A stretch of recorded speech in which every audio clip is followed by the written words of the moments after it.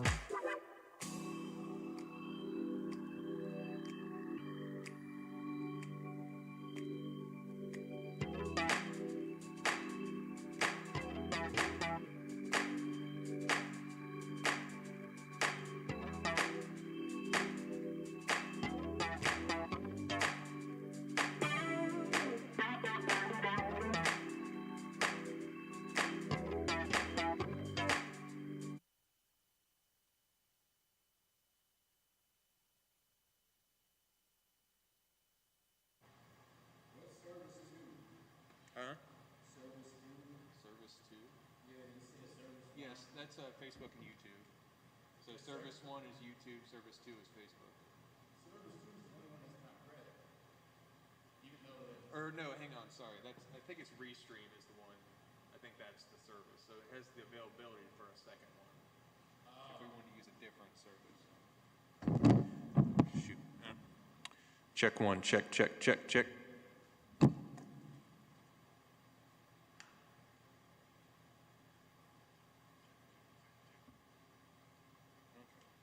Yep.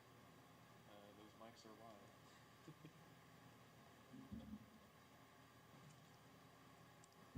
Check two. Check three. Yeah.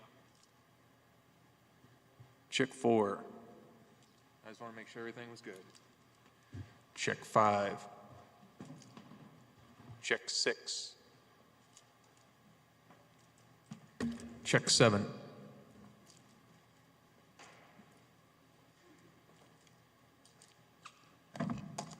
Check 8. Check 8. Check 8. Check, check, check. Check 9. Check 9.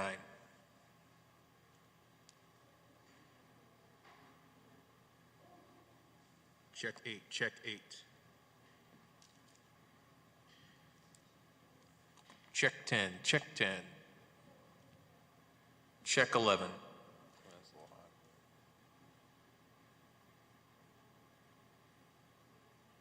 Check 12. Check 12. Check 12. Check 12. Check 12. Check 13. Check 13.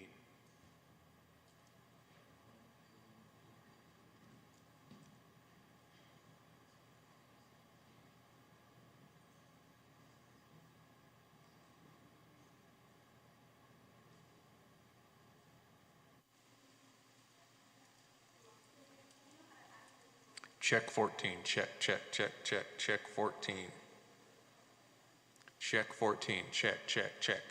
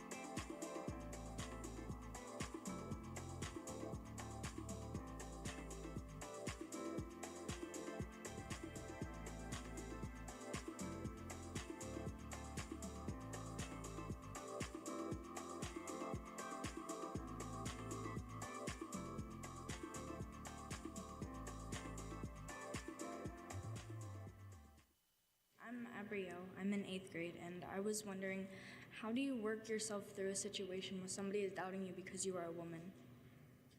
Someone's doubting you because you are a woman. I think affirmations, what you were saying, Chief Potts, I mean, I think that plays a really big role.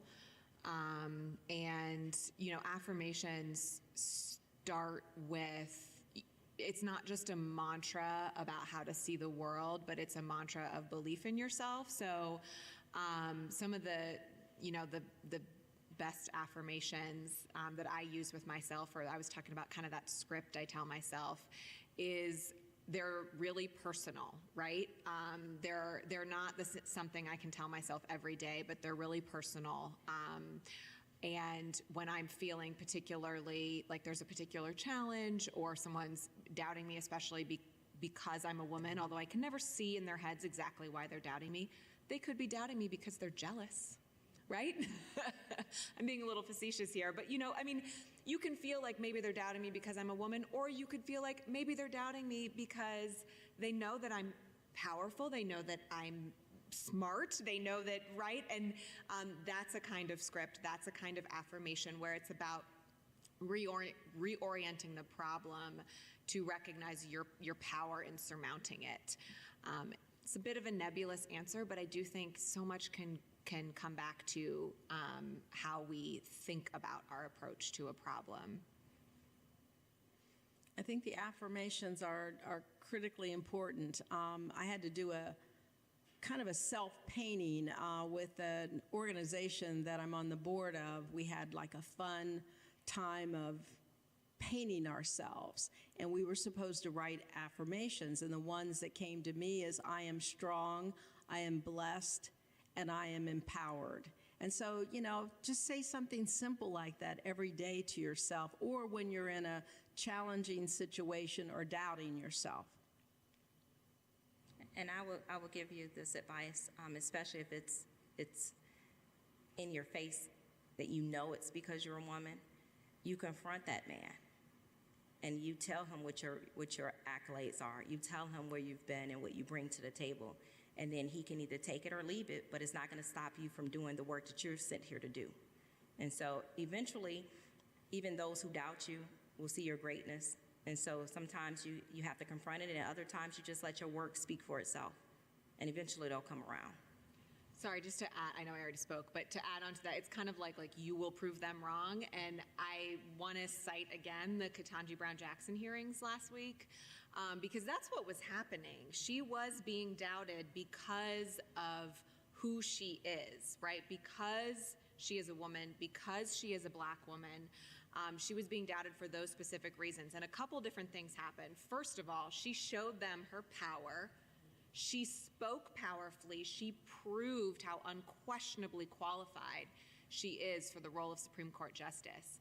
And what also happened is people surrounded her with their belief in her, right? So she found folks in the room that did believe in her, that were willing to come. Not that she needed rescued, but everyone needs an aid, right? Everyone needs help. Everyone needs fortified. And obviously Senator Cory Booker's speech will go down in history, I think, as one of really meeting someone where she needs you at that moment, where she needs fortified. So again, her hearings are on my mind and hold so many lessons, I think, for each of us in our own little daily lives. I think that everything that they've said, maybe a little twist, and it kind of, Dr. Dixon's earlier comments made me think of this. You know, I think we've kind of painted this as a male-female thing, but I'll tell you, sometimes the biggest challenges I've had in my career have been other women. And in particular, women who may be of a different generation than I am. And maybe, had to come through things in a little bit of a different way than I did. And it goes back to Dr. Dixon's point, and we're not lost here, we're at an all-girls school, right?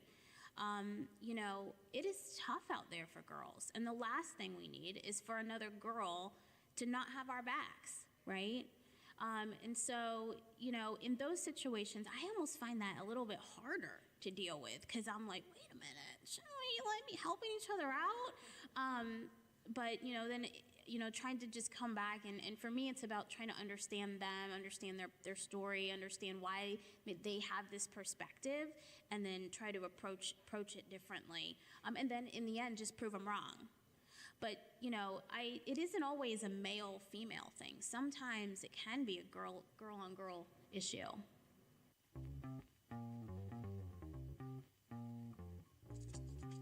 I worked in commercial radio for 40 years. When I arrived in the Columbus market, WCBE was my go-to station when I was not producing another radio show for my employer. Don't tell them that. I volunteered my services. 9 years later, I find myself as the general manager for the station that I love, that is near and dear to me. My name's Mike Taylor, and I'm a radio broadcast specialist. That's what they're calling me these days. A lot of the artists we play will not be played on any other radio station in Central Ohio, maybe not even in the country. So when we find someone we like, we try to get them on the air. We try to get them into Studio A. My name is Allison Holm. I'm the afternoon news anchor and reporter, and I've been at WCBE for 25 years. We once had, when I was on doing the newscast, we had the monitor start smoking and catch on fire. And I was in the middle of a newscast, and I couldn't stop. And so I had to wait until I had a sound bite and run to the door and shout out, "The studio's on fire!" and then run back in to finish that story and then go into the next one. So I'm pretty good about ignoring distractions. My name is Maggie Brennan. I've been with WCBE since my internship since 1993. We'll be excited to have more kids involved and more programming with that, whether they're going to be hosting some of the shows or behind the scenes, or even some of the bands playing live in Studio A.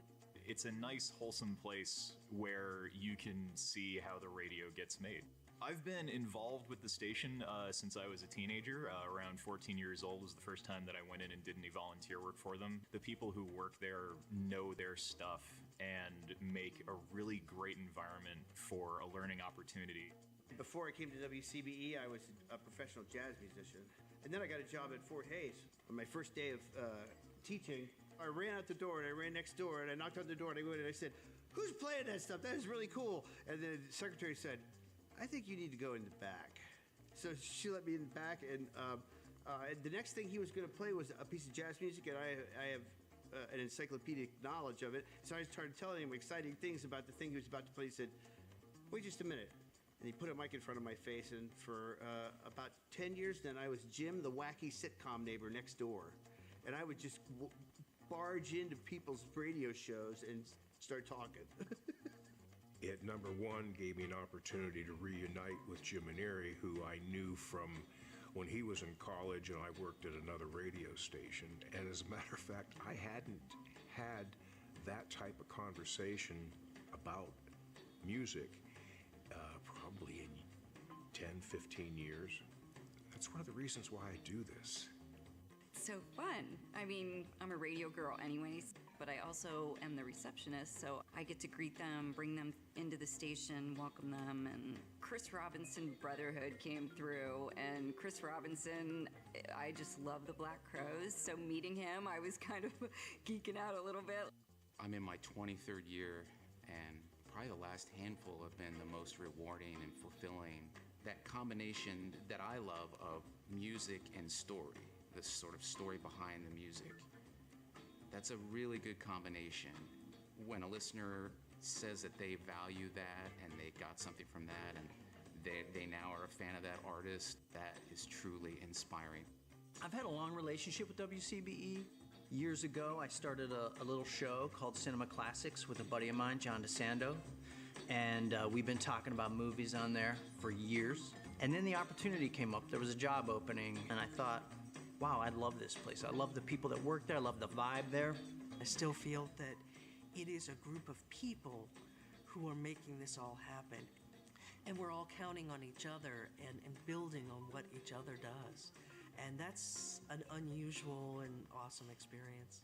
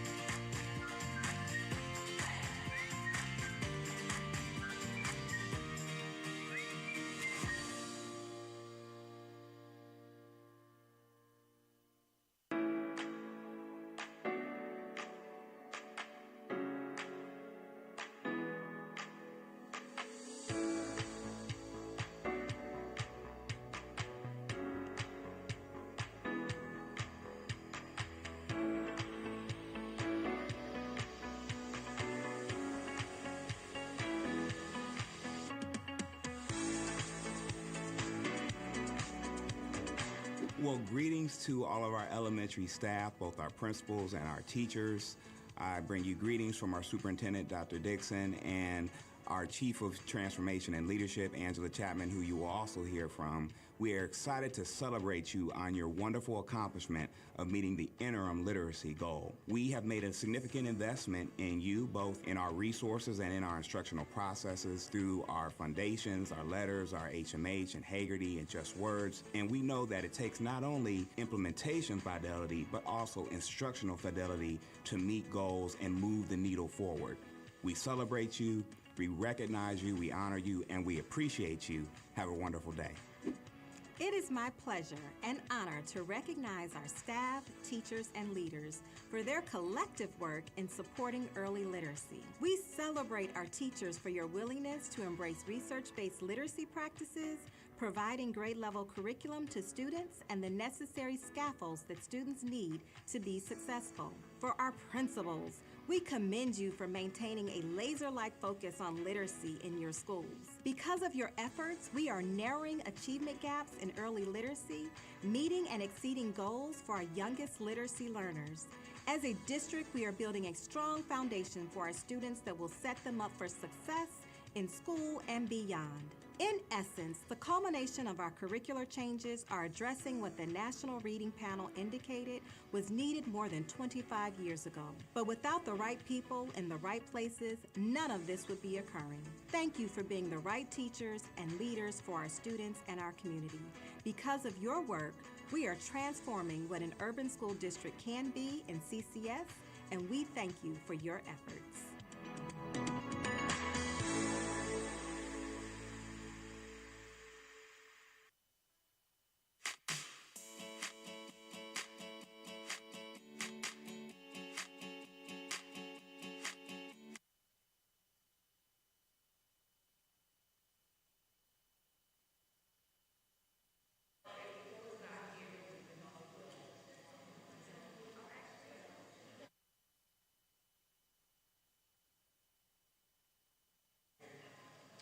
Check, check, check, check. Lag, check, check, check, check. Lag, check, check, check, check.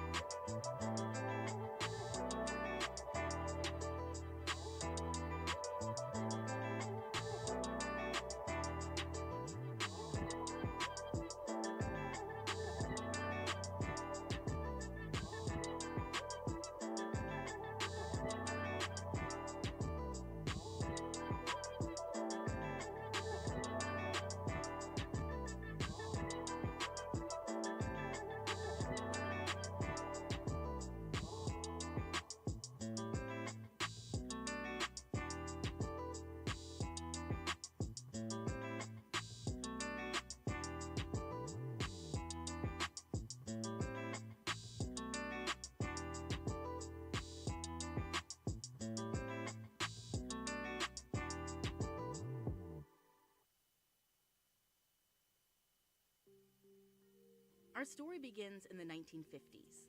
That's when a boy on an Italian vacation with his family brought home as many as 10 common European wall lizards to his home in Cincinnati, Ohio. He released them into his backyard, and over the years, the population in the Cincinnati area exploded. The lizards have now made their way to Columbus, specifically Columbus Downtown High School's parking lot. The issue here? As an invasive species, they could disrupt the ecosystem in Ohio and could have a negative impact on native wildlife.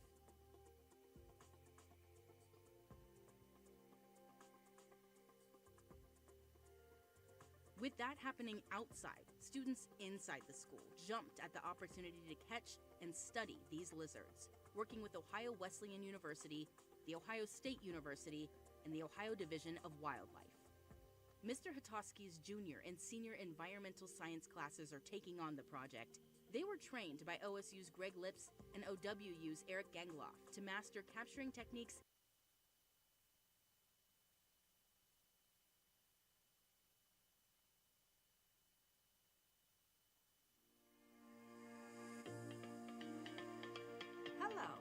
welcome to this week's highlights from around the district. Welcome back from spring break. I hope everyone found time to recharge and hopefully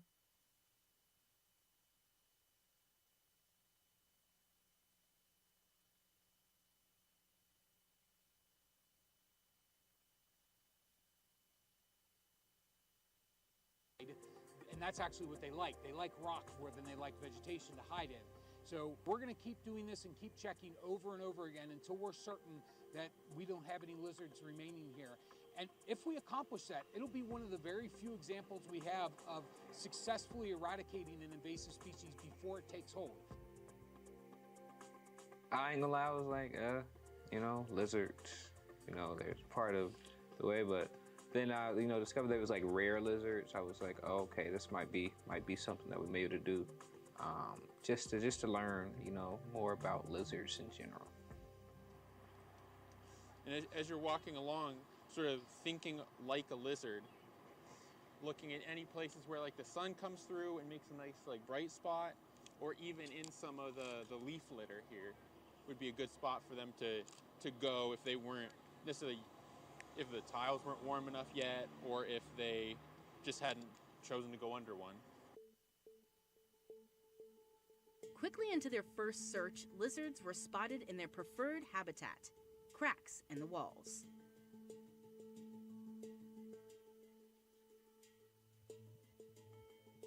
Dude, where? You're lying. Oh, look at it from here. Did you get one? Right there. Oh, look, this is what is I'm just very worried. They of course love the crevices between the bricks or any cracks in any walls or foundation. It gives them a nice tight space to feel comfortable, to stay warm, to avoid elements or predators. The more of those places that we can remove on these sites, not only put the lizards a bit more out in the open where we can catch them and move them, but take away places where they could hibernate and overwinter and continue to be successful here. But that wasn't the only place they were spotted. Researchers found more in the leaf litter along the fence. When we do catch them, we put them in socks. Like they have air, they don't die. And it's just more comfortable for them so they're not suffocating or anything or squished.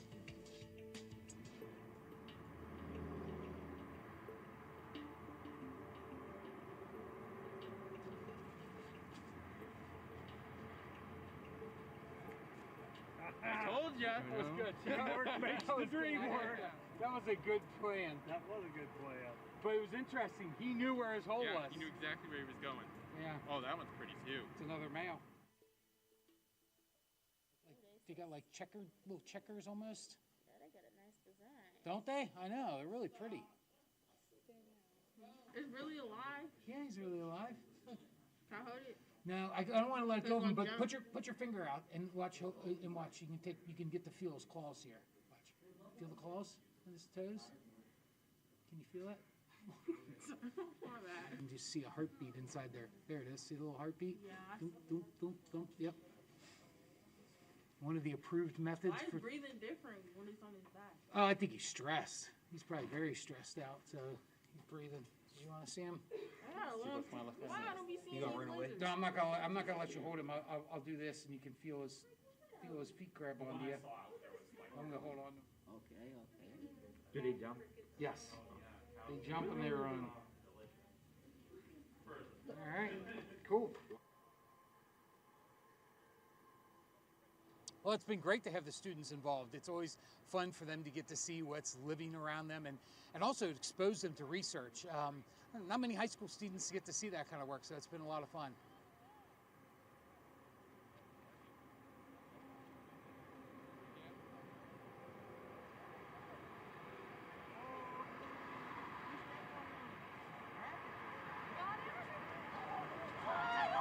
What kind of fun? Right there.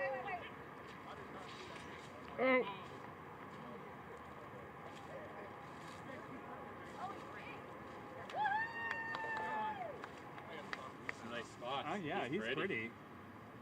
And so, will they bite? Find out. Nope. No. No, it's freaking out. Oh, you can really see the blues down there. See him on his belly? Oh, right there. Jesse, Right there. Jesse. Ooh, right there. Got him. All right. That was a big one, wasn't it? No, this is a small one. Soon, they almost had more than they could handle. Unless you think you can grab him.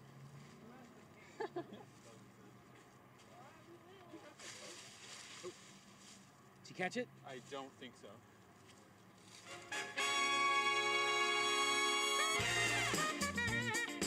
WCBE is a hub for local news and music that acts as an invaluable source of entertainment to the people of Columbus and the surrounding area. It's Columbus radio at its finest. I love WCBE. I don't think that there's any radio station quite like it anywhere.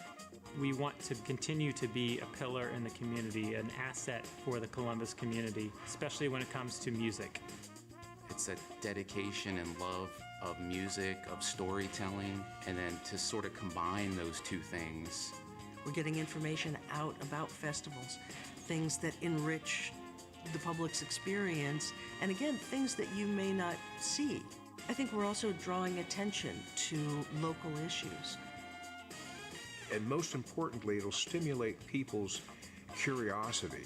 It is intended to be an educational experience, and that is what got me involved in radio to begin with.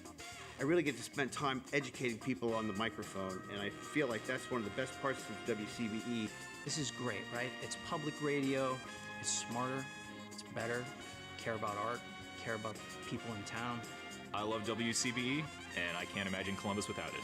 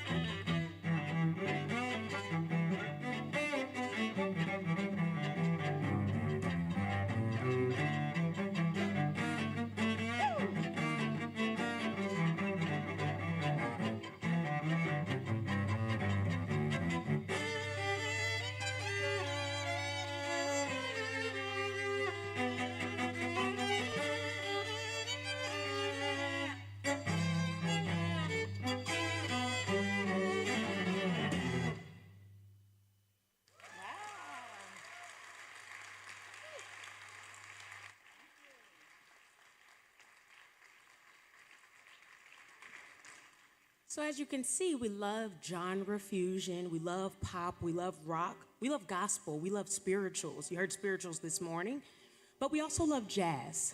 Anybody a fan of the late Chick Corea? The late Chick Corea? Yes, he's one of our favorites as well. Also in the early founding years of the String Queens, we decided, actually Elise decided, Spain is one of her favorite pieces by Chick Corea. Literally brings her to tears. I think the very first time we played it in rehearsal, you had a moment, which is beautiful. Sitting on stage. If you haven't heard Spain, you're in for a treat, but if you have, we hope you enjoy our arrangement of Chick Corea's Spain.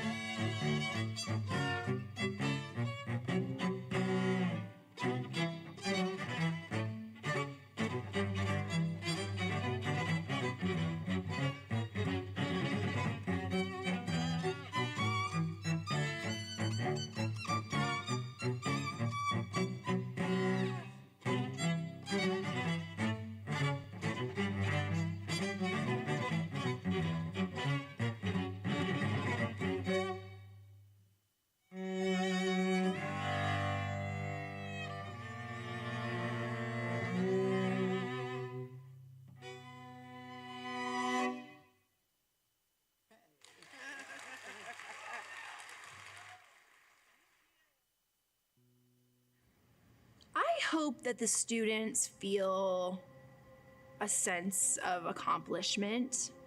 I hope they feel proud about what they created. I hope they feel like they, you know, really can do anything. I want to dance for the rest of my life because I've been doing it up until now, so I still want to do it forever. You taught me this in Dance 1, that dance is like a universal language. And over time, I've really realized that my role here has become not necessarily teaching them about the art form of dance, but using dance as a way to understand yourself in the world. And when you understand yourself, then you are able to do more. So I can say personally, the connection you have with your students and that you want them to do better. You want them to push. You don't want them to fall like under any category. You want them to push forward, and her sense of being a community. I'm about to cry. You can really see that. You know, you want to be a community and you push for that. You push for your students so they can have a community. I told you Dance Ensemble is family. So you push for that. You push for the family. You push for us being together, even though times may be hard, you know, the being there, present in time and space, was really something that I appreciate. Life is gonna go back to normal, and what you gonna do when you look back from 4 years in high school and you know you didn't still push yourself? Enjoy the moments, enjoy what you have, like be here, like be grateful for what you have, because like we couldn't have done this, we didn't have to do this, or like we were probably wouldn't be able to do this. COVID kind of makes you do things you don't want to do, or like forces you outside of your comfort zone a little bit. Be open, be different. It's okay to not just think everything's gonna be one way. It's okay to change. I grow every day, so it's not like I'm just stuck in one position. I've learned a lot about myself through this whole experience. It takes confidence to be a leader, to be able to step out in front of people and say, you know, this is the way that this should be done. Because you have to be able to take criticism from people that doing that as well, because everyone's looking to you. If you ask for things, if you are open and you're willing to like put yourself out there just a little bit, that things will come to you. Challenges do not change who you are. They reveal who you are. And what this has revealed is that during this time of great challenge, creativity still happens. Creativity still emerges. And that has been a very cool thing. So this challenge has not changed who we are, it's just revealed who we are.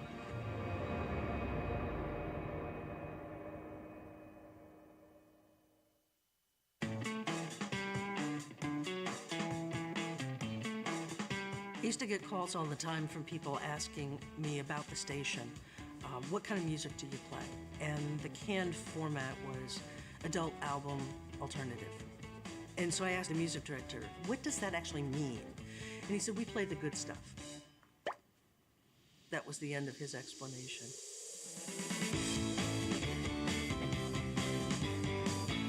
Well, AAA music is heavy on the singer-songwriters and the Americana, but we also include blues music, jazz, other styles like world music. It's not the same songs every other hour. And in 90.5's case, it's not even the same songs each week. WCB is pretty unique with all the variety of music that we can play and the variety of shows that we have. We've had John Prine, Ziggy Marley, Warren Haynes from the Allman Brothers. We have had Tedeschi Trucks. The list goes on and on. The thing that we have at WCBE is experts in music that know where the good stuff is. Homemade, locally produced programming is what we're all about, and just sort of sitting there and grooving out in a radio station, knowing that I'm doing the same thing with thousands of listeners across the state. I really dig that. I dig that sort of concept. We're all over the map. It's great music. You know, people that go, oh, I listen to everything. If you listen to everything, all you need to do is listen to us.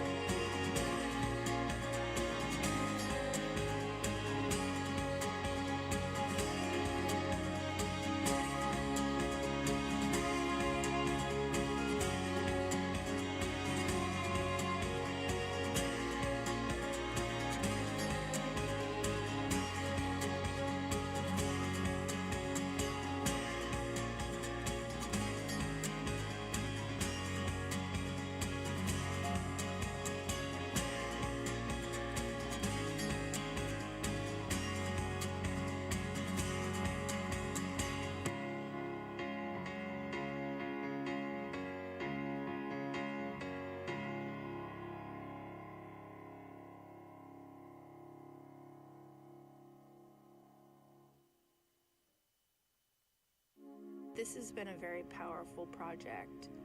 And as we come to a place where the work is not done, the work is still ever present. But as it's nearing the end, I'm thinking, wow, we did something. And we didn't know if we were going to be able to do anything.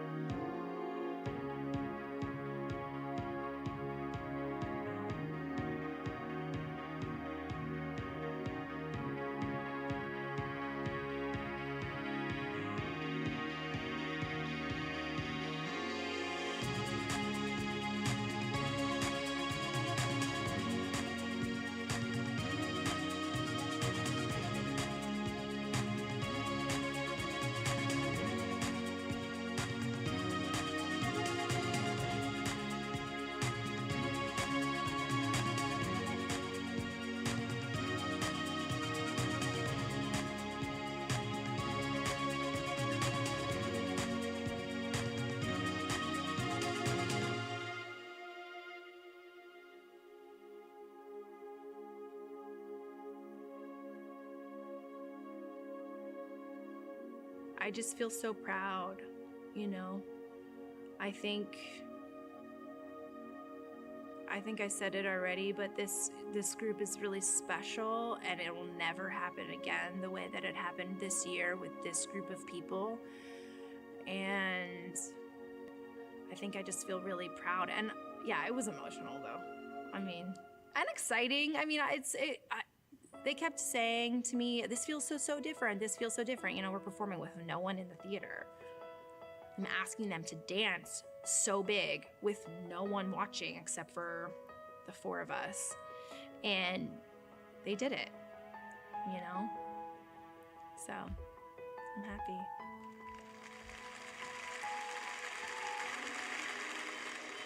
You know, the curtain is closed and they took their final bows, and that was it. So watching them on stage was everything to me, because I didn't know if that would ever happen this year, and it was very emotional. I cried. I feel complete. Like, my senior year has been complete. Like, even if I didn't get to do anything else, prom, graduation, or whatnot, I still wanted to dance at Fort Hays at least one more time, be on the stage with the lights at least one more time. That's all I was hoping for from the beginning of the school year.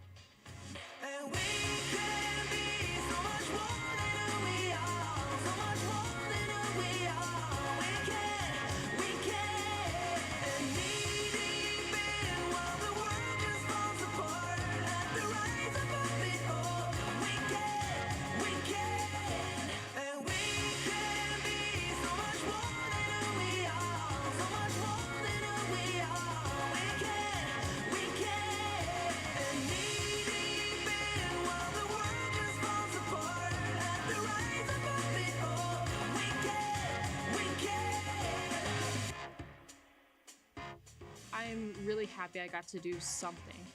I really thought, I'm like, there's no way that I could. I'm mostly proud of myself for being able to like stick to something and like do good and like be around people who are also doing good. Dance sometimes is just made to look effortless. Like, you're not meant to see the pain. You're meant to see the beauty of it. So that's something as dancers that we pride ourselves on, of making it look effortless as much as we can.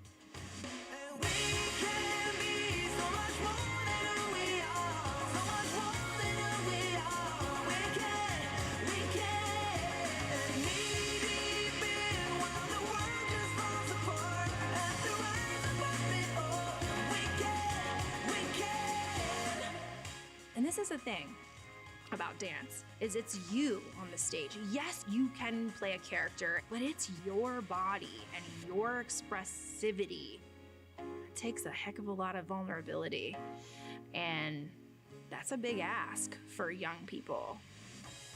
Even in the midst of a pandemic that we've never seen before, even in the midst of great tragedies that we have not seen before, the students at Fort Hays, the students in Columbus, the teachers, the staff, we all still rise up.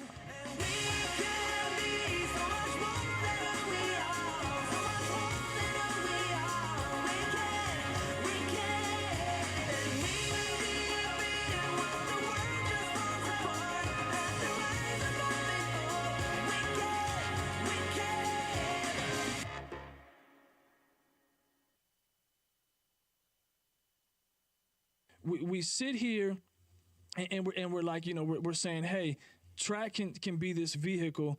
Coach, I want to turn to you now. You talked about the golden years, Coach Morgan. What did track do for you? What did the experience do for you? And tell us a little bit about your post-high school experiences and then what you've grown and learned maybe from some of that. Sure. So like I said, track and field is one of those sports where there's not many opportunities past the collegiate level. Okay. So making it to whatever college of your choice or whatever level of collegiate competition is kind of like your plateau, unless you're the Allison Felixes and Steiner. Okay. Okay. Yeah. So I always kind of noticed that if track was the sport that I was going to try to excel in, that I needed a backup plan. So my focus was always academics first. Okay. And then using the track as that vehicle to pay for school. Right, of course. Because I wasn't born in money. That's all right. Also, track, a lot of universities, if you're not at the top universities in the nation, then track also only gets partial scholarship. Okay. And then you have to prove your merit to get work up to a full scholarship. Okay. So I was able to go to school on half track, half academic scholarship. Nice.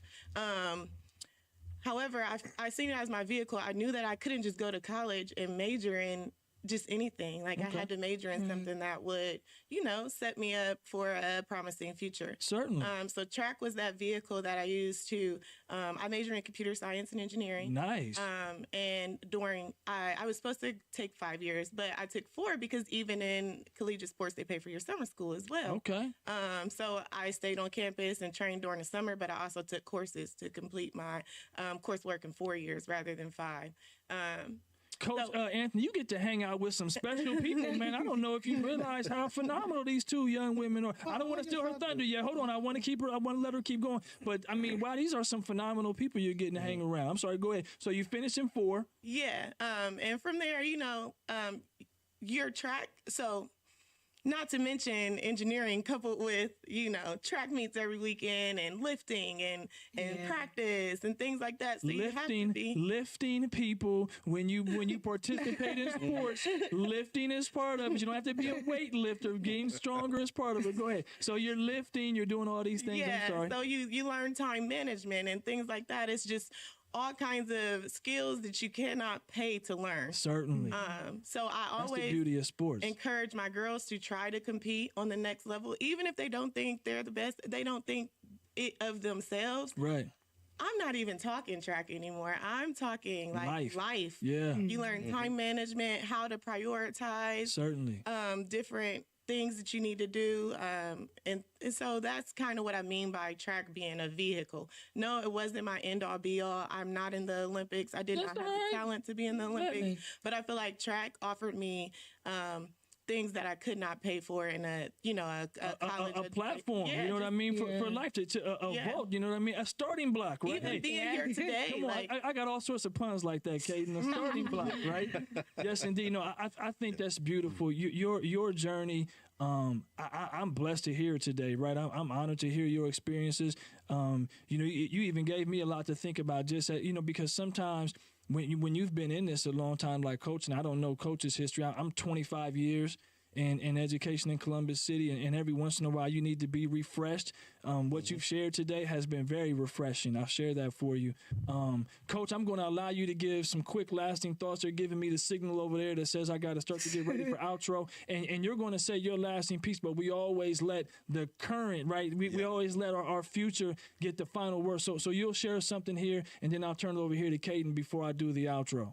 Okay, I'm going to get ready to get into my DJ voice right now so I can get it all in. I know I'm going to get to cutting a little bit. Yes, I can be loquacious too like her. Okay, what you said to Kim, I knew about Kim, about what she does and how good she was. I'm not surprised. I'm not surprised with anything.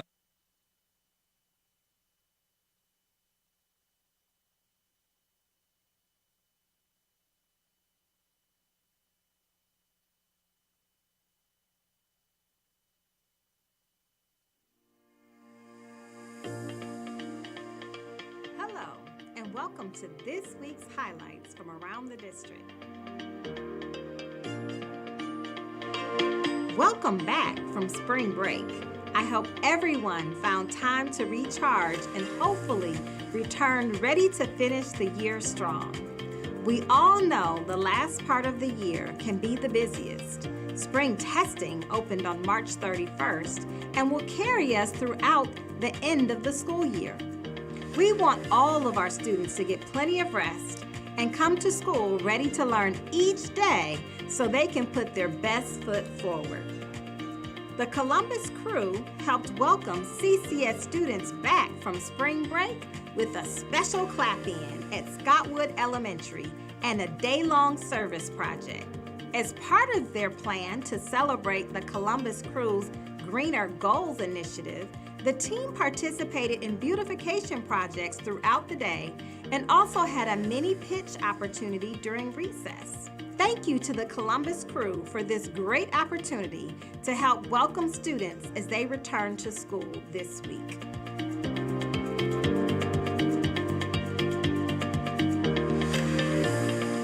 Seven Columbus Afrocentric early college students recently returned from visiting Ghana. Students toured 7 cities, learning about the country's culture and history.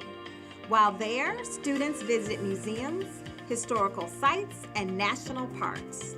They also learned how to make traditional dishes and so much more. I am so glad students got to have this amazing international experience. I know it is something they will never forget. Over the break, Columbus City Schools 3rd graders had a unique opportunity to experience life as an astronaut. COSI provided free admission for all 3rd grade CCS students and 2 additional complimentary tickets to help families blast off into spring break.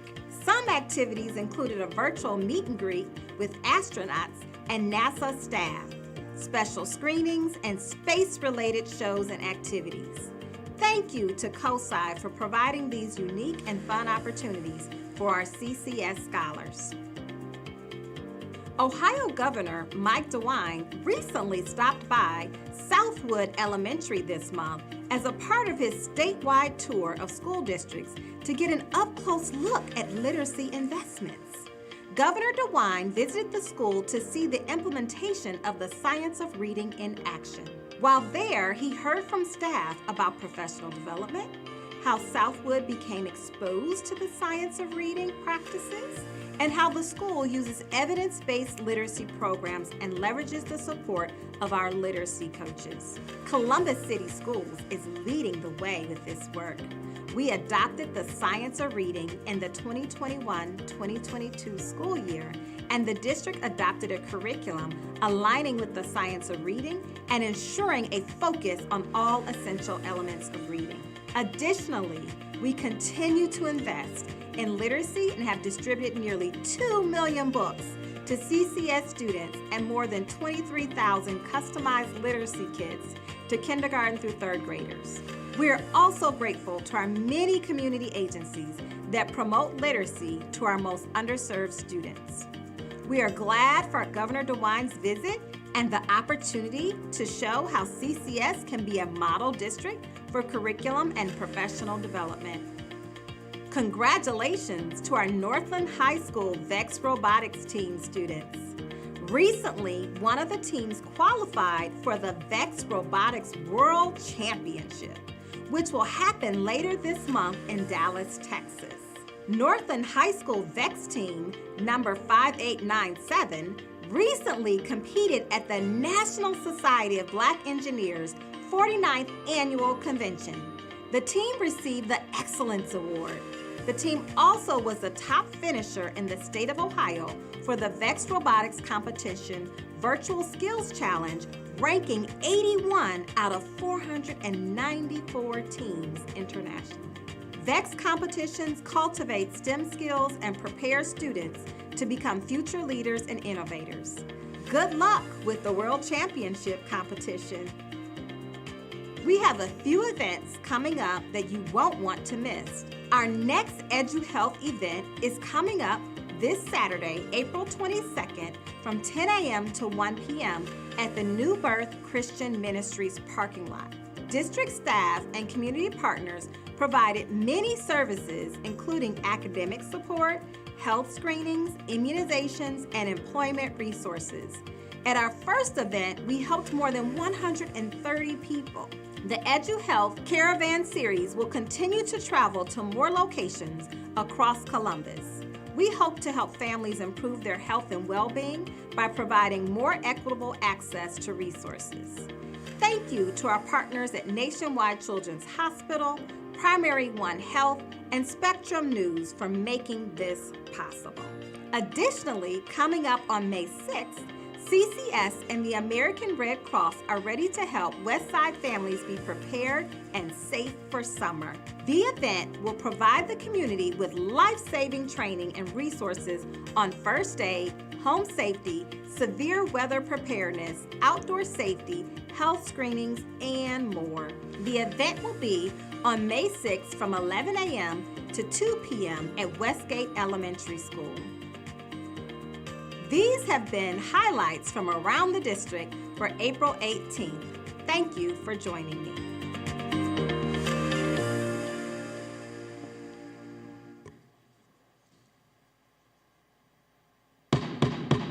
Good evening, everyone. I want to welcome you to our regular business meeting on April 18th here at the historic West High School. Thank you for those highlights from our interim superintendent. We're going to be starting our meetings off with that video so that our community hears all of the fabulous things that are happening and announcements right at the beginning of our meeting. So that is a new feature, so thank you for that. I'm going to go ahead and ask for the roll to be called. President Adair. Present. Ms. Beckerly. Present. Mr. Brown. I'm here. Mr. Cole. Dr. Pierce. Present. Ms. Reyes. Here. Vice President Vera. Here. You have a quorum, Madam President. Thank you. If you will all join me in standing as we are presented by the colors by the West High School Junior ROTC and the singing of our national anthem by the West High School Choir.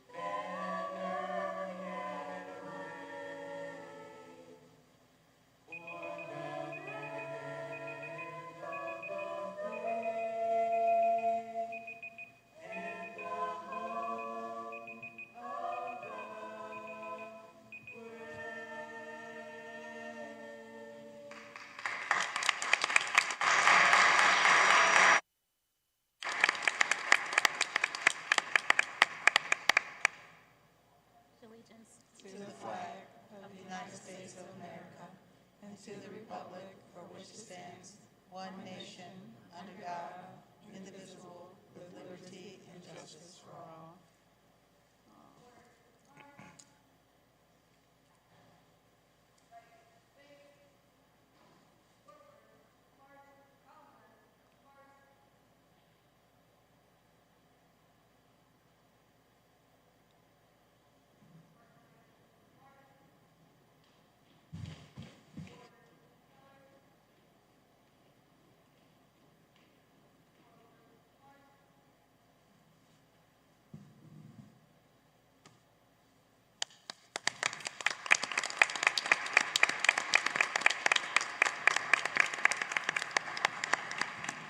Thank you so much, students.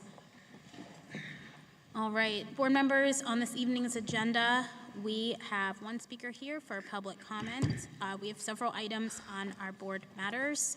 We are not expecting a report from our superintendent, internal auditor, or treasurer's office. We have several items on our consent agenda, and we have no speakers on non-agenda items. We will have an executive session and adjourn. Motion to approve the agenda. There's been a motion. Is there a second? Second.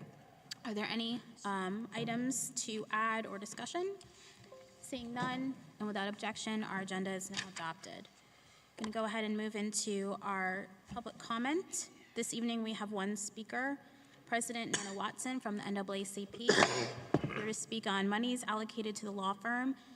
Action would like the board to give a breakdown of the $250,000 that are being paid to the law firm. Good evening, President Watson. President Adair, members of the board, and the interim superintendent Chapman. At the last meeting, I asked the following questions and have yet to receive responses. As the board authorized $250,000 of taxpayer money, to the Taft Law Firm, how much has been allocated to the out-of-town search firm? Was an RFP issued for this search? If yes, what companies responded? How much was the communications contract for Falgren? Was an RFP issued? If yes, what companies responded? Rama Consulting is conducting focus group sessions. Was an RFP issued for this service? If yes, what companies responded? How much is the contract for Rama? Lastly, President Adair, an invitation was extended to you and your respective board members to attend an NAACP executive session. There has been no response. However, at the last board meeting, an individual representing Bread asked if you would attend their April 25th meeting. You loudly said yes, you would be there. This posed a problem for the oldest civil rights organization, as you have been silent on our request and have stated we would receive written responses. Why is that you responded affirmatively to a meeting request from a white female and remained silent to one from a black female? If this is the reflection of racial biases, should diversity and inclusion training be on your radar? Thank you so much for the opportunity. Thank you so much, President Watson. We're going to go ahead and move into board matters, and the first item on our agenda is to hear a presentation from West High School. So I'm going to turn it over to Interim Superintendent Chapman for an introduction. Good evening, everyone. Joining us tonight is Mr. Jaden Foster, who will showcase West High School and the many wonderful students who attend here. Mr. Foster is a junior here at West High School and is actively involved in the ROTC program, the school's orchestra, and is taking numerous College Credit Plus classes. He is on track to graduate next year with not only his diploma, but also an associate degree and more than 50 college credits.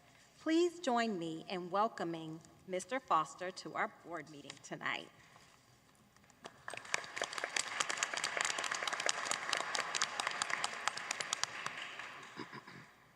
Everyone, it's great to be here.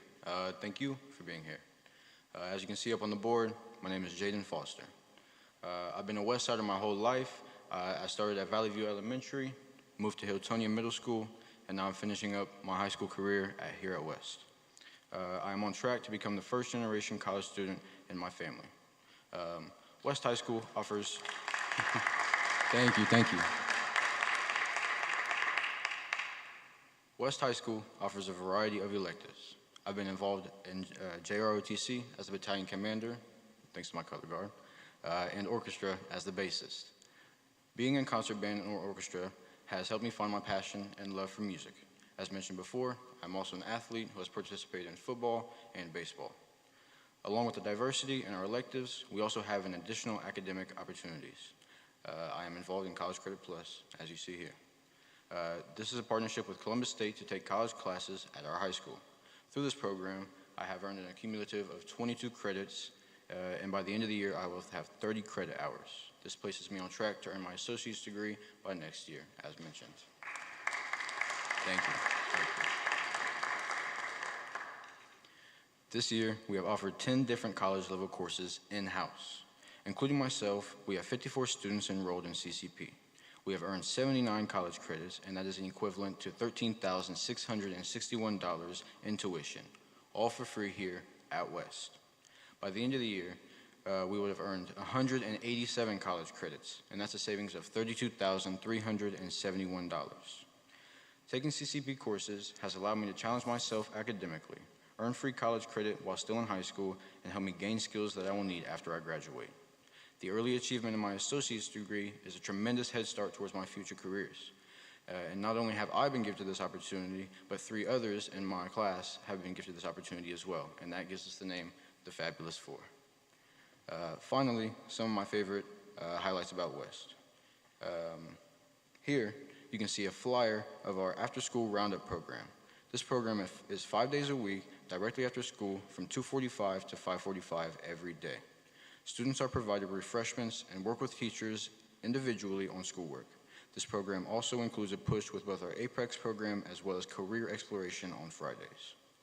As you see here, that's my principal, Mr. Roberts, getting hit with a pie in the face. This was at our pep rally earlier this year. And this crazy outfit is from Twin Day during our Spirit Week. The reason I wanted to show this to you is because I wanted to show the change that is happening here at West. Thank you to Mr. Roberts. Finally, I'm hopeful for the future here at West, and thank you all for having me speak here.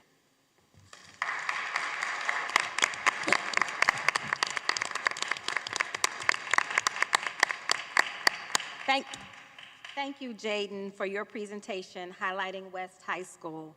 Thank you to our West High School choir, the JROTC, student leaders, staff, and administration from West High School who are hosting us here tonight. We know that many great things are happening in Region 1. Here are some events families can also mark their calendars for upcoming events specifically in Region 1. Coming up tomorrow on April 19th is the next meeting of the Westside Connection Support Group. This meeting is a chance for Westside Middle School families to learn about summer resources. For more information on how to access this meeting, please contact your middle school's family ambassador. Another event to keep on your radar is the Briggs High School Multicultural Arts Festival on April 29th from 9 to 12:30. Families can see artwork from our talented students on display throughout the building, book displays, and check out resources through our community partners. Last event coming up is Ready for Summer Rally on May 6th. CCS and the American Red Cross will help Westside families be prepared and safe for summer. The event will provide the community with life-saving training and resources on first aid, home safety, severe weather preparedness, outdoor safety, health screenings, and more. This event will be on May 6th from 11 to 2 at Westgate Elementary. These are just a few of the many events going on right here in Region 1. Make sure to contact your school to find out more about the great activities coming up soon in Region 1. Thank you. Thank you so much. We definitely know there's a lot of pride here on the West Side. We're really excited to be here tonight and be here in the community. So get out there to these events, and we're so proud of all of our students. So thank you so much for doing that presentation and letting us know all the great things happening here at West High School. All right, we're going to go ahead and move into item 4.2, which is our monitoring report. Tonight, we are monitoring interim goals 2.1 and 2.2. I'm going to turn it back over to our interim superintendent. Good evening. Thank you, Board, for using the student outcomes focused governance model to move the focus from adult inputs to student outcomes. We are beginning to see the fruits of this structure and this governance structure in the work and in the data that we'll be presenting to you this evening. We have begun to foster alignment throughout the organization by making sure that we have cascading goals. That starts with the conversations we have here with our board goals. Tonight we're looking at our board goal number 2, but we're aligning this work throughout the entire system by shaping and informing adult behavior. And in addition, we just like to highlight that in March, last month, several members of the central office team participated in 2 days of training on the SOFG governance structure so that we can continue to learn and grow and better understand the model and how to support this work, not only in the monitoring session, but supporting this work so that the goals are cascaded throughout the entire organization. Certainly, we owe all of the credit to our amazing teachers leading this work in our classroom day in and day out. So soon we'll tee up the presentation and we'll jump right into the monitoring report.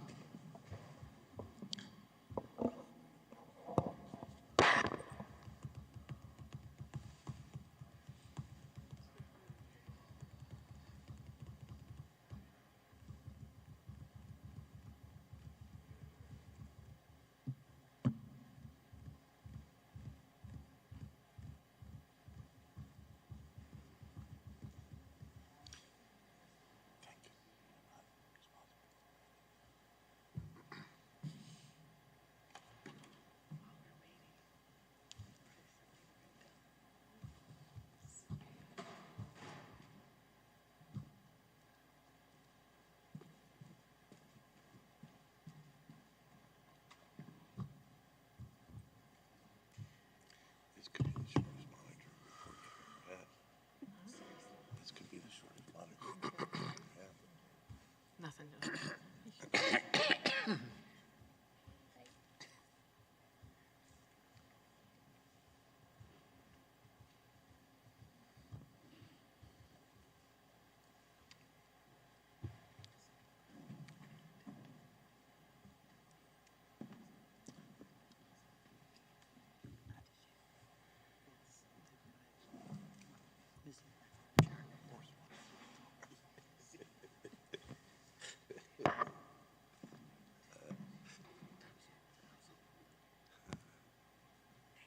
They have it. Okay. It's okay. They have it. We'll get it up. I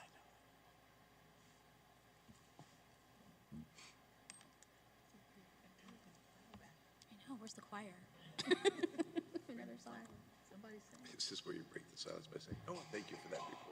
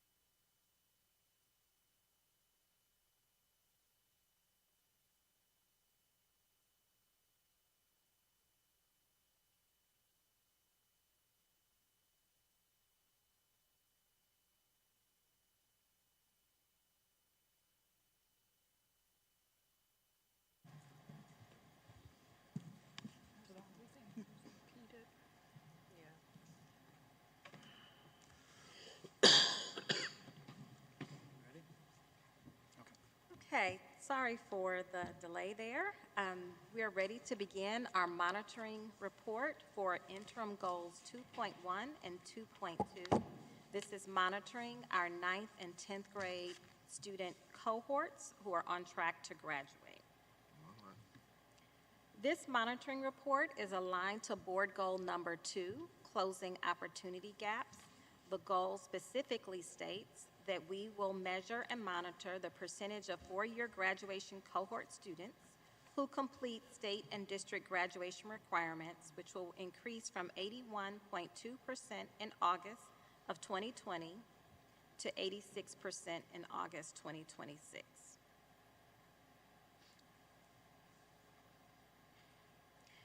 The interim goals ladder up to the board goal.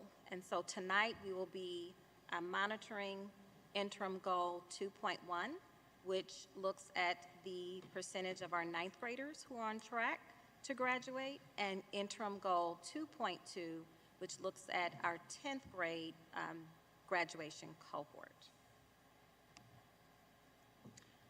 So starting with our ninth grade cohort, interim goal 2.1. Again, the interim goals help us monitor the progress of the cohort towards graduation over time. And the target for the interim goals has to increase every year to keep up with that expectation. Last year, the expectation was that 59% of our students would be on track in ninth grade, 59% of that 2025 cohort.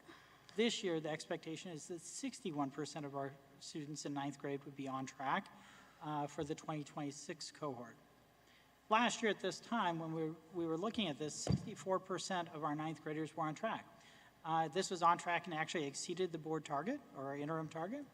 And I'm pleased to say, again, this year, we also are exceeding that target with 71.1% of our 2026 cohort exceeding that target. That's an improvement of 7.1 percentage points. It continues to be on track and actually exceeds the target. And that's despite the increase in the annual target. So we continue to see gains for our ninth graders. We see improvements over this. And it's worth noting that this performance of 71.1% of our ninth graders being on track at this point in time is actually slightly higher than what was the case in the 2018-19 year prior to the pandemic. So this cohort, despite the impact of the pandemic, is actually exceeding the target at this point and exceeding the 2018-19 group at the same point in the year. So again, our students have seen improvement. This chart shows that the graph, the orange squares in this reflect, again, the performance of cohorts over time.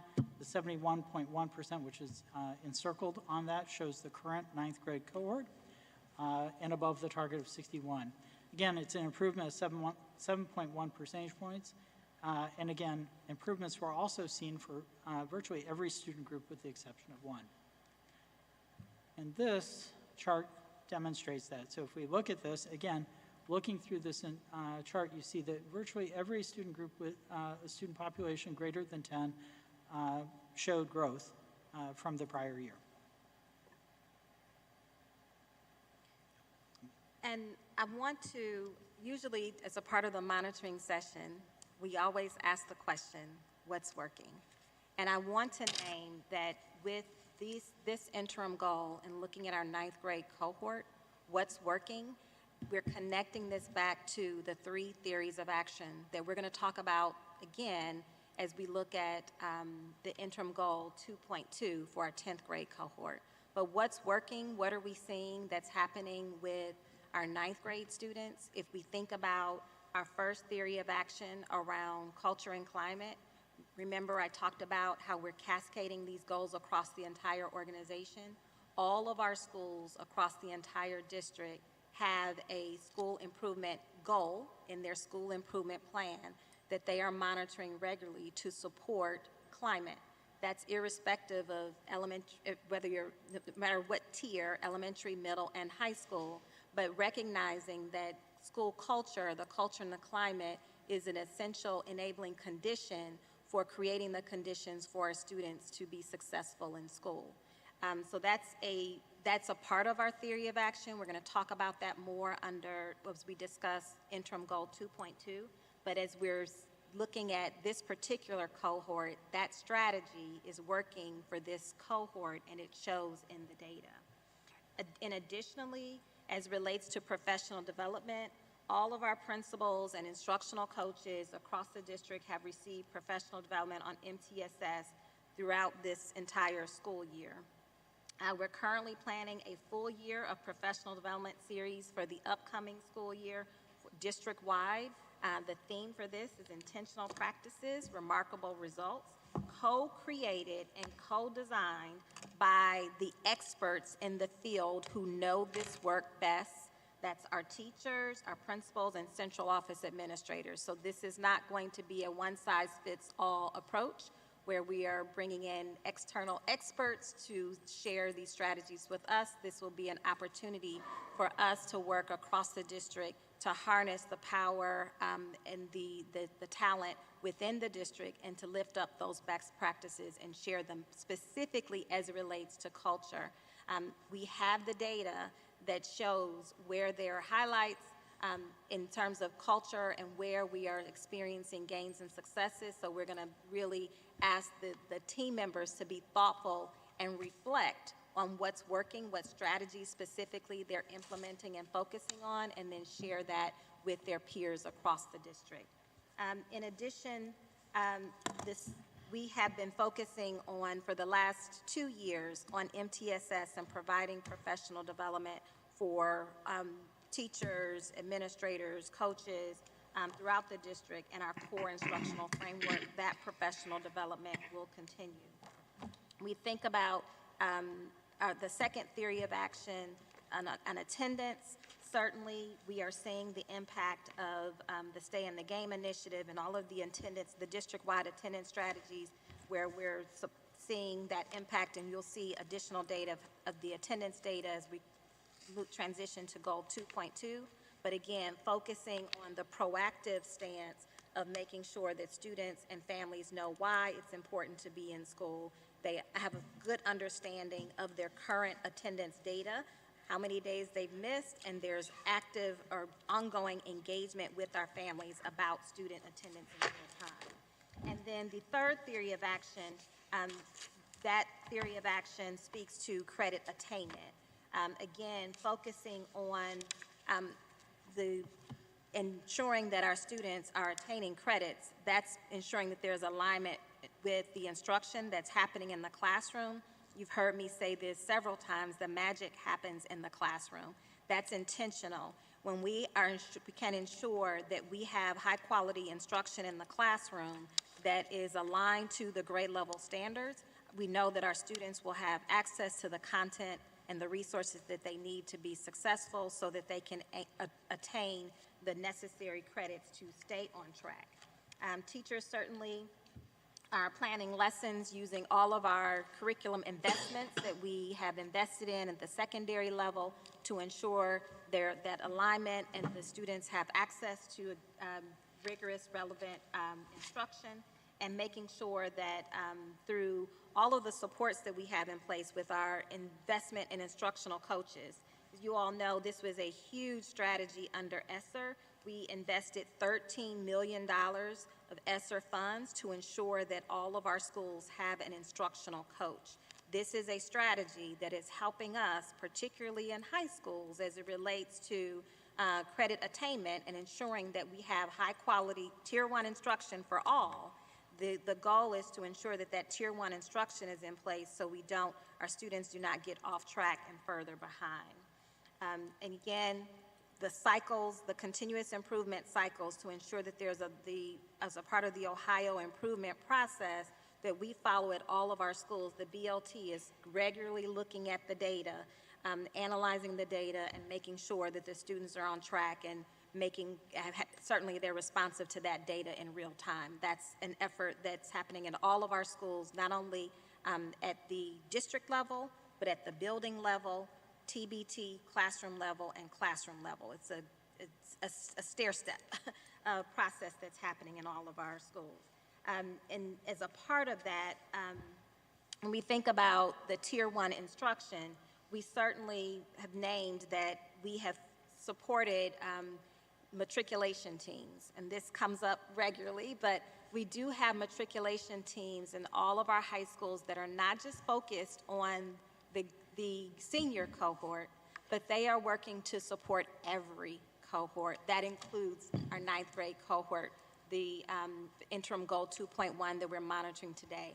Those matriculation teams include key members of the high school team that are meeting regularly so that they can monitor the data and be responsive to all of the supports that are needed to ensure that our students not only are on track, but they stay on track throughout the course of the year. And in closing, I just want to name that, you know, our seniors are the most vulnerable group.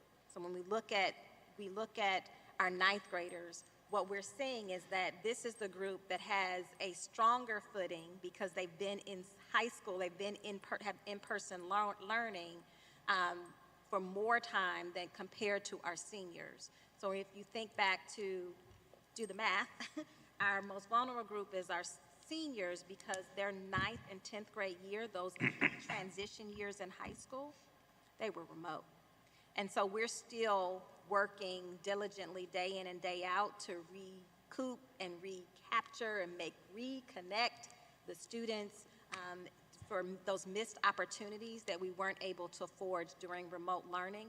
But certainly, again, with this particular cohort, the 9th grade cohort, we're seeing them performing significantly stronger. And I do believe another aspect of that is that they've had, you know, more access to in-person instruction. Yeah, it's a little like an investment. If kids start on track, then it pays off with dividends as they move forward. And we see the same thing with our 10th graders. Again, our 10th graders started under this model. We were using these theories of action with them last year in the second half of the year. And again, last year, the target for the 10th graders, 59% were expected of the 2024 cohort, were expected to be on track this year. 61% of the 2025 cohort are expected to be on track. Last year at this time, only 47.3% of the 10th graders were on track, and this was off track and below target for us. This year, despite the increase in the goal, we've seen an improvement in performance. We have 57.1% of our 10th graders who are on track. It's an improvement of 9.8 percentage points from last year, and this cohort's much nearer to being on track than the prior cohort. And more importantly, this cohort's actually doing better than where they ended their 9th grade year. So not only are they performing better than last year's 10th grade cohort, they've actually made improvement from where they themselves ended 9th grade. They're 1.7 percentage points ahead. So again, this investment in these strategies is beginning to gain some momentum and carry students forward. While we've made progress here, again, there's room to grow still as we move forward. Again, our students have shown improvement year over year, 9.8%, almost double-digit improvement from the prior year. Again, the improvement that I mentioned where, you know, they ended 9th grade but have shown improvement by the middle part of 10th grade as well. And again, all student groups have shown growth. So if you think about 11th grade, every student group showed growth. If you think about 10th grade, every student group has shown growth. So these strategies have paid off across multiple grade levels. Thank you, Dr. Brown. A summary, if we think back to the 3 interim goals collectively, it was last month, I believe, we discussed interim goal 2.3, which was the 11th grade cohort. Tonight, we're looking at 9th and 10th grade. But we want you all to know collectively, all 3 of these interim goals, as a ladder up to the board goal number 2, all 3 cohorts have shown improvement in comparison to the prior cohort at the same time last year. And of the 27 group level comparisons, 26 moved in a positive direction. This is despite the ongoing impact of the pandemic for these students who were in remote instruction, either in middle school or starting off in high school. So for interim goal 2.2, we present the 3 theories of action because this is the goal or the interim goal that fell short of reaching the goal. The 3 theories of action that we discussed before, remember we introduced these theories of action, it was like this time last year. So it has not been a full. Could you try again?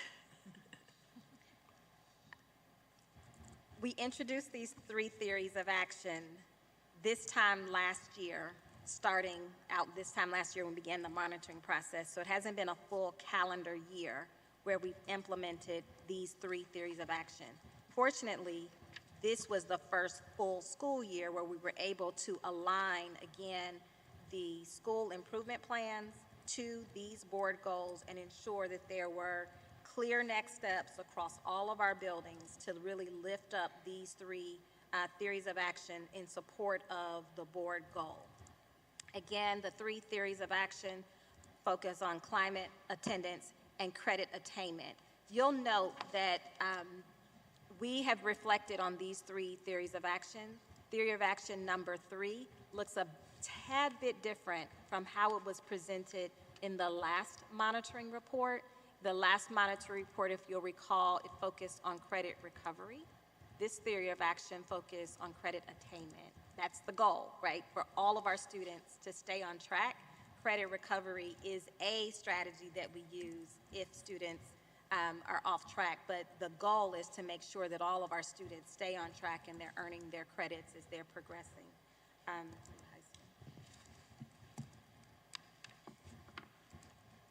School climate. Again, wanting to provide you with some data in terms of where we are with this strategy. Secondary student participation rates on the Panorama survey have increased from 52% at this point last year to 67% now.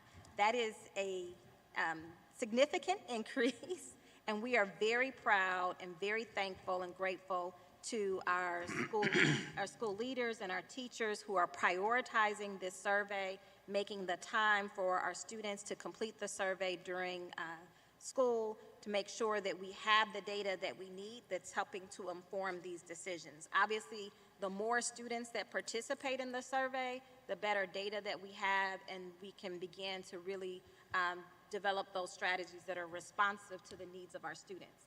We want to hear our students' voice. This is a way that we capture student voice on the Panorama survey, same with our staff survey, as well as our parent survey. We want to hear from our stakeholders, and this is an opportunity not only to hear from them from one point in time, but to monitor that feedback over time, because the survey is administered multiple points through the year, and we look at comparisons over time.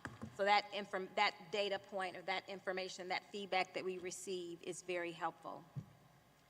The student perceptions of school climate have fluctuated between 37 and 41% between this time last year and the present.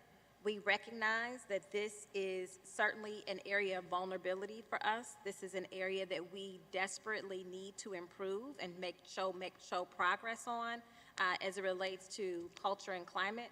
We want our students, and we know, again, based on best practices, based on being in the field and doing this work in our schools and in our classrooms, a healthy culture in the school or even on your job is the foundation to having a healthy, successful work environment. So this is an area that we are prioritizing. How we are prioritizing that, as we mentioned before, we have reached out to CASEL, the Center for Academic, Social, and Emotional Learning, to provide a readiness assessment for us. This is looking at the conditions across the district and measuring how we are approaching the social emotional learning, culture, and climate work across the district, and providing us with recommendations for how to develop a district-wide strategy. So we are thinking about this as a system and how we approach this work systematically, as opposed to approaching this work with, just a strategy here or there, and it's not connecting the dots. We have also continued to work with our consultant, AJ Crable, has begun to provide training on student-led restorative practices, and this is a pilot that we are implementing in a few of our high schools to, again, create more opportunity for student voice, student leadership to be actively engaged in the restorative practices, which really impacts the culture and the climate in the school. although the students are leading this work, the teachers are trained, the administrator, everyone in the school is trained, and they're trained to be of support to the students as they lift up this strategy. And then as we think about the work across the regions or the schools that particularly are not participating in the pilot, we have identified social emotional learning practitioners that are supporting each region with looking at their school improvement plan. Remember, every school has a goal around culture and climate. They look at their survey data and determine which area they want to prioritize. For example, some schools have strengths and weaknesses in different areas, and so they look at that data, they develop the goals that they want to focus on and develop the strategies, site-specific strategies to support that work in their school community. And so we have SEL practitioners that are working within each region to help support those conversations and support with professional development once those areas of focus are identified. Our second theory of action looks at student attendance. Again, you can see on this slide that our current sophomores have improved attendance rates in comparison to sophomores last year. Our students have reduced the rate of severe chronic absenteeism by 8.7 percentage points this year, and students with 90% attendance increased by 8.4 percentage points as well. So we want to reduce the number of students that are chronically absent, and we want to increase the number of students that have 90% or higher attendance for any cohort. And certainly our sophomores are making progress in this area.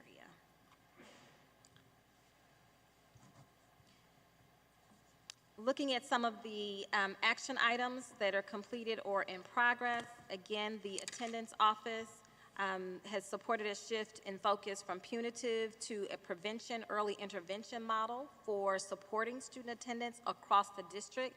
This is a district-wide strategy, and we have also expanded the number of student attendance support specialists from 5 to 15 that again are supporting these attendance work throughout the district and within the regions and specific schools, and providing more triage support as needed.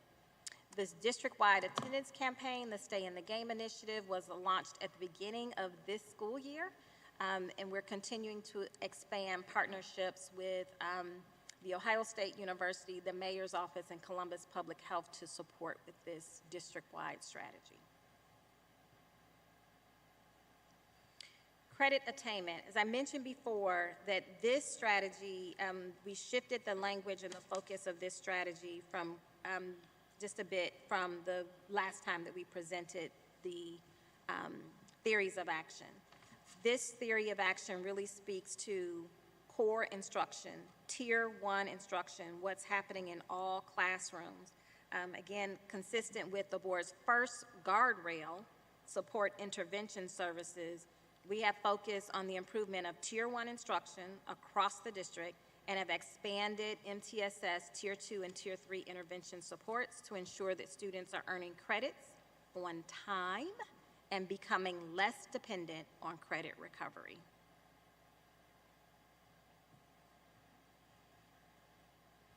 And in closing, board support, certainly we would like to offer, oh, I'm sorry.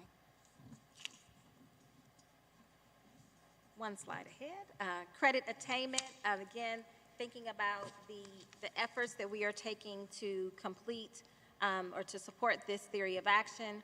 We have provided multiple support options for students as they navigate credit recovery courses, expanding the role of the matriculation support teams at each grade level, which was an expansion from not only senior only, but a matriculation team for 9th grade, 10th grade, and 11th grade, and targeted ELL and special ed staffing support during the summer to provide those extended learning opportunities and ensure they have the necessary supports needed to have access.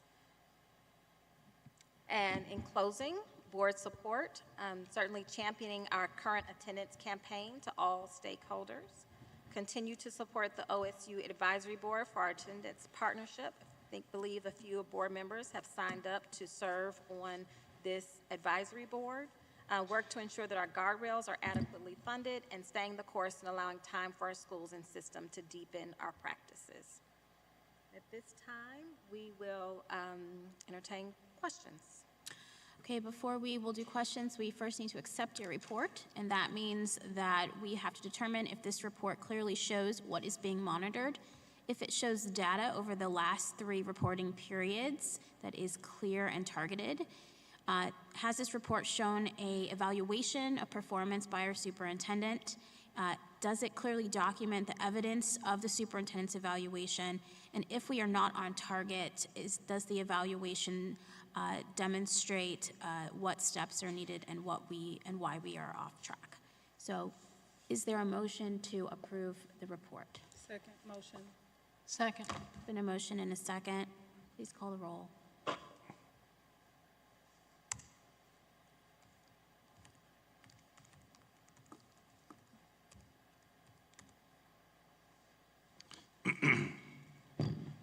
President Adair? Yes. Ms. Beckerly? Yes. Mr. Brown? Yes.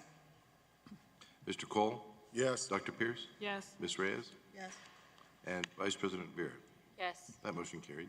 Thank you so much. Your report has been accepted. We can now begin the monitoring session. Board members, we're going to use the same method that we have been using. We will allocate no more than 1 hour to this discussion. I will not be monitoring the who, what, why questions. We will leave that open, but we will make sure that we are on target to the information that we have heard in the report today. While other questions, comments might be very important, we will parking lot those and ensure that they get answered separately. So we're going to focus on the report. So who would like to begin questioning this evening?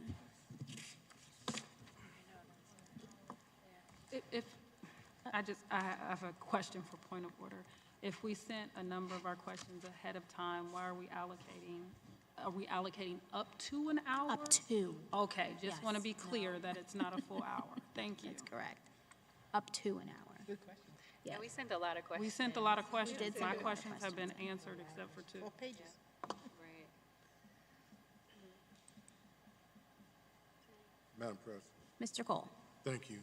Are there particular regions out of the 6 that stand out the most in terms of need and or challenge as it relates to graduation readiness?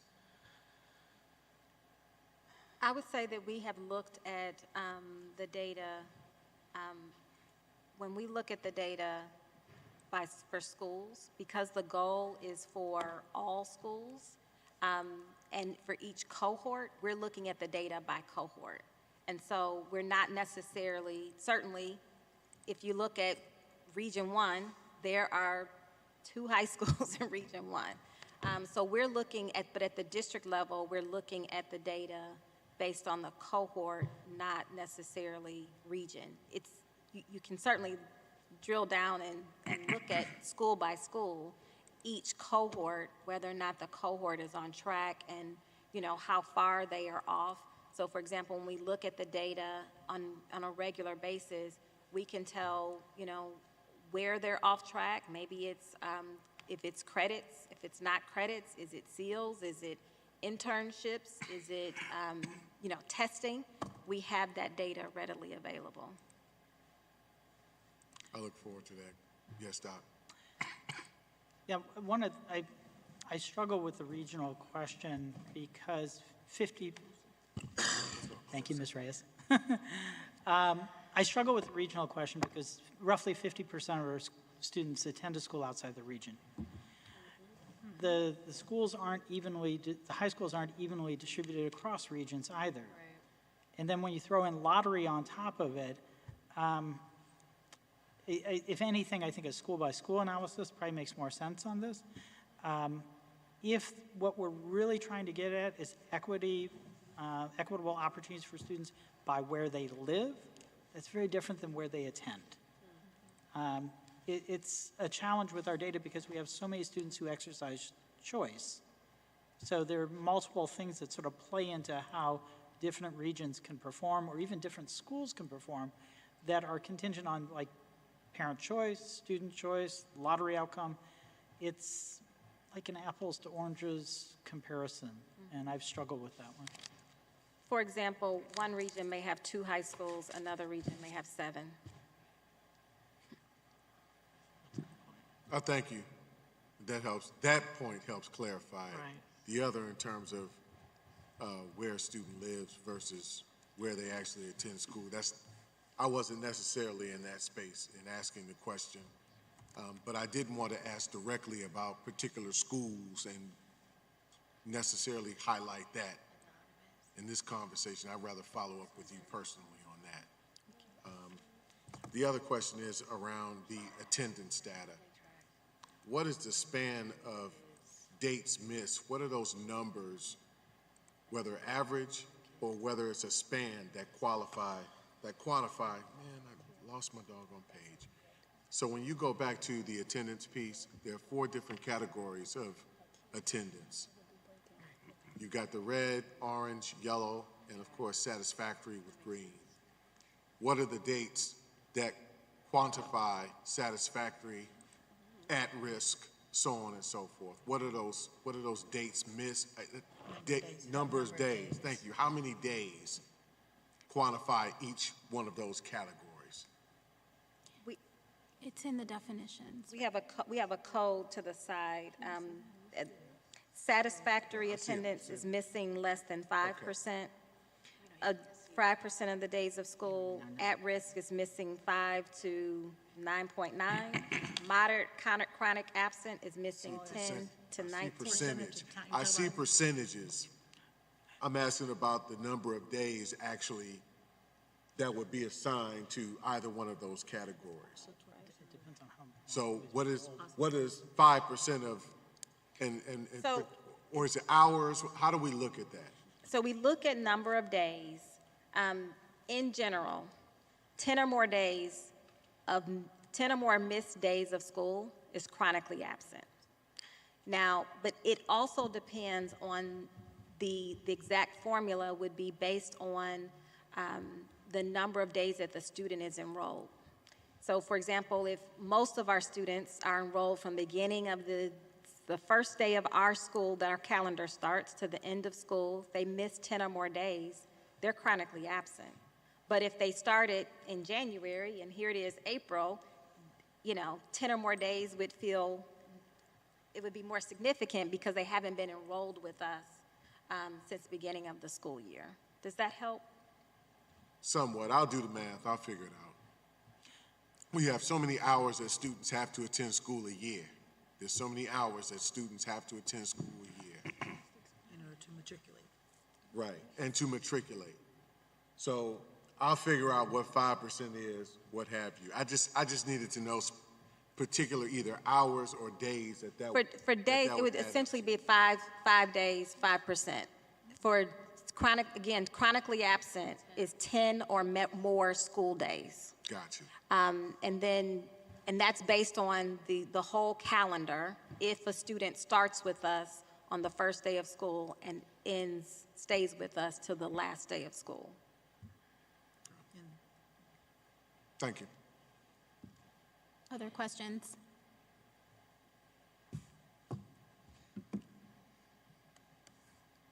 I have one more, just one more. Okay, one more.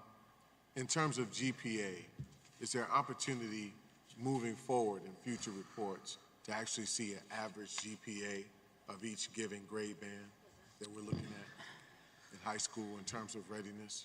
Is there an opportunity to see that kind of data? That's actually not part of our goal, but could be interesting on a separate track, separate report. If you want to submit, we could certainly put that as part of the questions that you submit in advance. We could certainly pull that data for the cohort that we're monitoring and share it with you if that's helpful. Yes, ma'am. Thank you.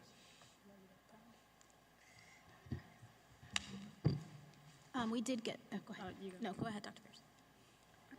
I was just going to say we got a lot of questions and answers already. So the board has grilled you on paper this time. I have.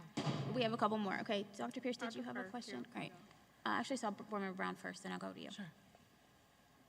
I didn't have one. I was pointing. Oh, you're pointing to Carol. Okay, Board Member Beckerly. I'm wondering about the why, as in, what do we know about why the school climate is fluctuating between 37% and 41%? And I'm just wondering if there's any more insight from the panorama data that can get us deeper into the why.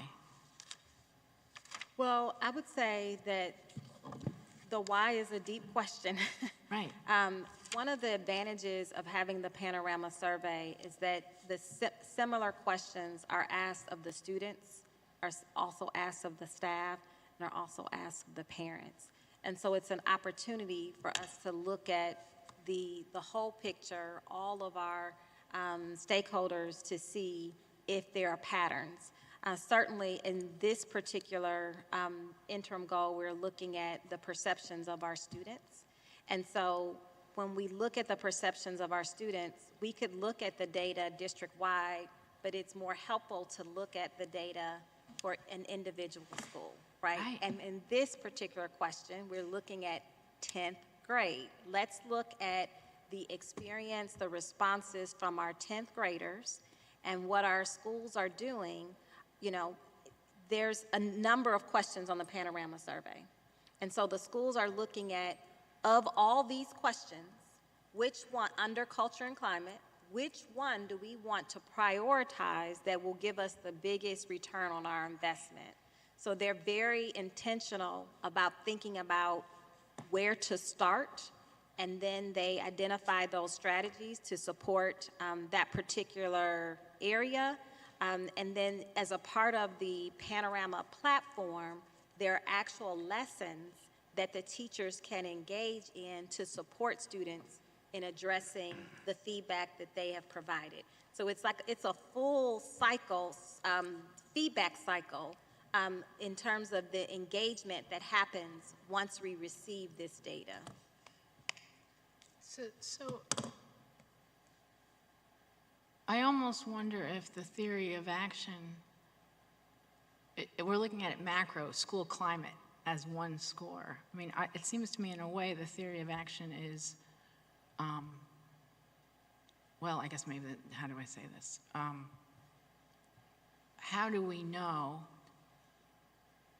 that the strategies you're implementing are aligned to that granular data that you get at the school level about the 10th graders in your school, and which of the panorama, how are we approaching that?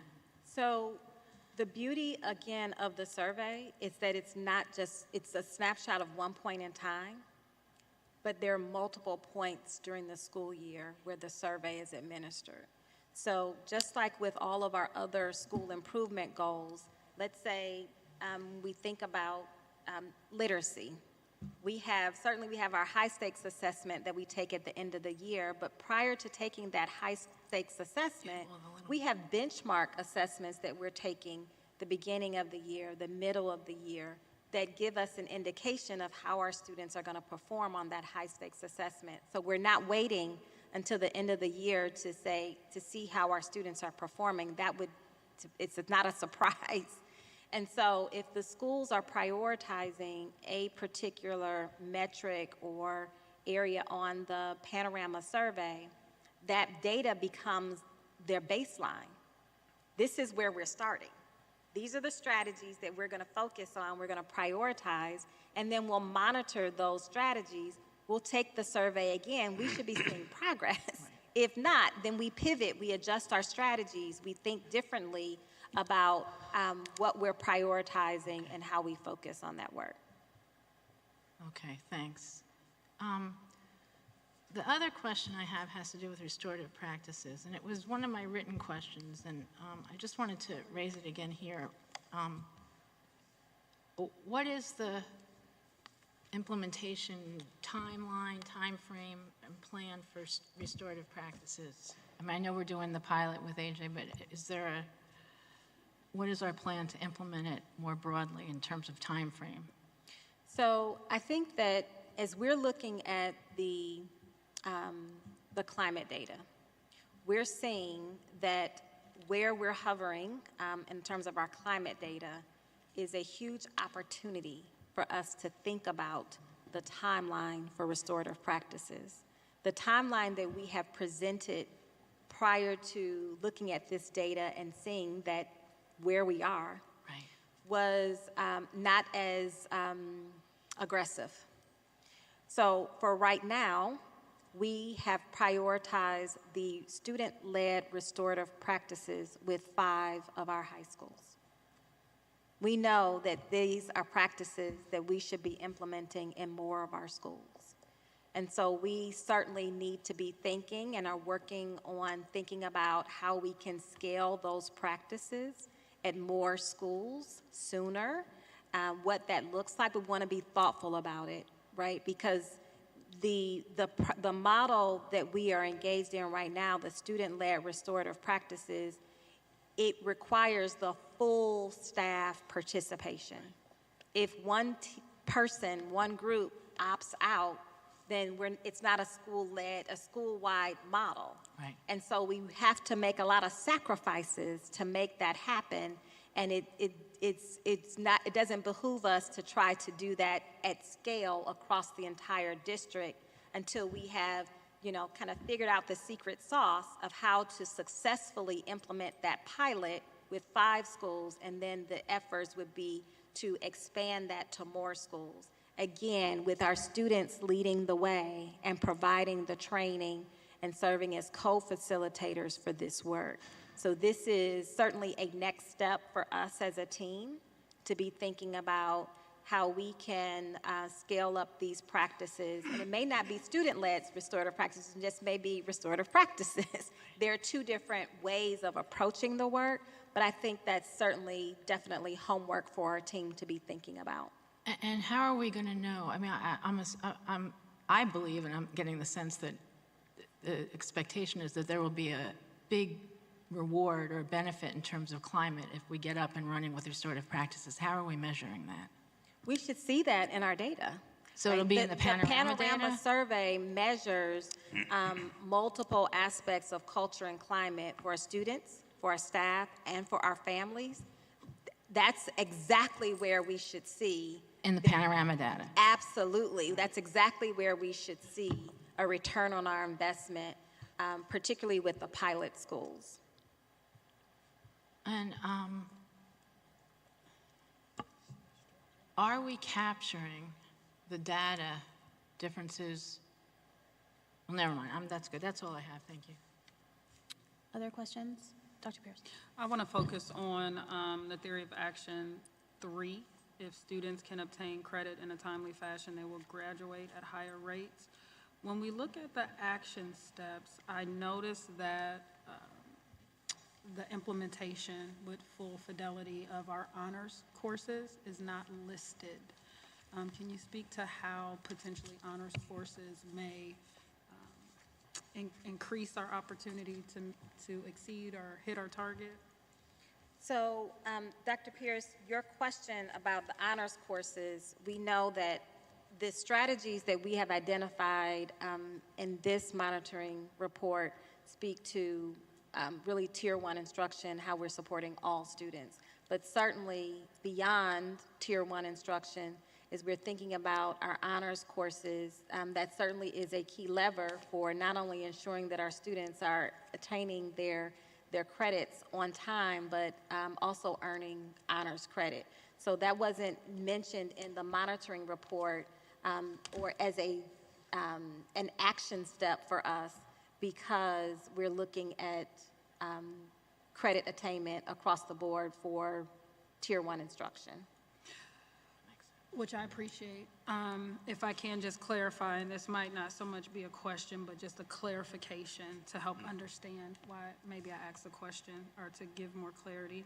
As I look at the percentages of our students who are close to target, near target, a little bit below target with our ELL population, definitely our racial categories, I wonder if providing a challenging curriculum for them, maybe there might be some students who just aren't challenged with the Tier 1, that might help. Not necessarily. It might help students who are on the verge but just need a little bit more challenge or push. So I wonder if infusing honors courses and providing that opportunity may help just a few percentages of students in some of these categories bump up those percentages that we're seeing. Let me rephrase that in a question so I can think about how we respond to that. Is the question for us to look at our data for honors classes and to think about the enrollment or how that falls out on this chart that you're looking at? Or is the question more about academic programming that we're offering in all of our high schools? I think the specific question is, as we look at the Theory of Action 3, how might the incorporation of honors courses and curriculum move the percentages that we're seeing for our on-track student populations? Okay, thank you. We can take that back. Can you take that back? That's the specific, and I want that across all of our identified student populations, across all of them. Because I think if we can, and not, if teachers can identify those students that they know are capable and just need that more challenging course, that extra push, I have a feeling we can move the needle on some of those percentages that we're seeing. Thank you. Board Member Beckerly. And I'm just asking for clarification because I didn't catch all of what you said in the beginning, Dr. Chapman. You were talking about MTSS and theories of action and co-creating best practices. I think you were saying that the building teams were coming up with strategies. It was in your opening statement. Can you just clarify that or maybe just restate that again because I wanted to hear that more clearly. I think I was talking about the professional development that we are planning for next school year. Okay. But we are partnering with all of our stakeholders, our teachers, our administrators, our coaches, to help co-create what that professional development looks like. Again, we're continuing our professional development around MTSS. That work has since we rolled out our MTS guidebook a few years ago, we're continuing to provide all of our staff on professional development on that. But I think we were talking about how we're co-creating, co-designing the professional development sessions. There's a call for presentation proposals. I'll put in another plug for that right now. We're asking all of our leaders, teachers, classroom teachers, instructional coaches to let us know if they would like to present and share their best practices with their peers as a part of the professional development that we're planning for summer and for next year. Okay, thank you. I'm going to do just like I did last time and go back to that chart with the lines. And these questions do not mean that I don't see the growth. Everybody's growing, which is great. When we go to that 9th grade on-track chart, the current 10th graders are reflected in those, the 64 and the 55.4. That's the current 10th graders on this chart. Correct. So there was a backslide. Do we know why that backslide happened, and do we anticipate that the current 9th graders will backslide?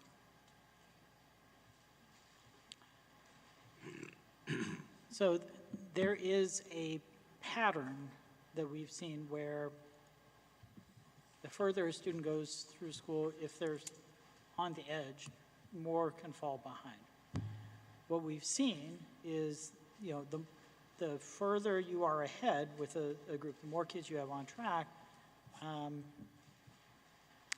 the more of that carries forward each year. We know that our schools right now are focused as well on interim grades and not waiting to the end of the semester to intervene with students. And that's part of that work with the matriculation teams, is keeping kids on track by intervening. I've got interim grade and it looks like I'm going south. This is an opportunity to lean in and keep kids on track. So do I anticipate that we'll see another downward? Yes. Am I given hope that, yes, that while there was a downward slide, by mid-year, our 10th graders had recovered some of that already? Yes. So there is this pattern that we see in that first year of high school. What is like the actual mid-year? What is that date? And ended the first semester. Okay. When looking at the 10th graders, so they're at 57.1 right now. They are still not meeting any of the targets that were even set for 9th grade. Do you believe that the strategies that you've set forward in your theories of action are going to get them to this goal as they progress up the chart?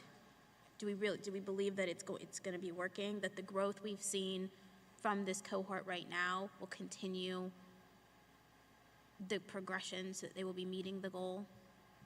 Well, certainly this cohort is ahead of the prior cohort by quite a lot at this point. Oops, let's see if I can. They are ahead of the last cohort, but looking at where they were last year, because they were on the 9th grade chart at 55.4 ending that year. So they're at 57.1 right now, which is still not meeting the benchmark that we have set. Right. So my question is, based on your theories of action, and they did a backslide, so you say we're anticipating a backslide. Right.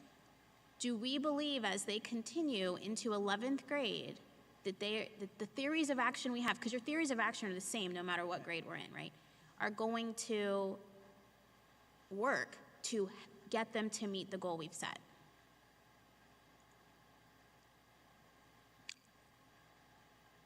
Again, we've seen from my seat, the gains that we've seen approaching double digit here are incredibly rare. We're definitely moving in a positive direction here. And it's one that, again, I have hope for our 9th and 10th graders because they have a more firm foundation. They've started better. I would be more concerned if that slide continued through 10th grade. I don't see that. I see them beginning to climb up. And so last year's 9th grade, moving into 10th grade, they've begun to climb up. They look better than the prior cohort, which, again, where they were in 9th grade and then came into 10th grade. So we are definitely moving in the right direction. It's a strategy that is moving the needle for all grades. We are still dealing with the impact of the pandemic around this.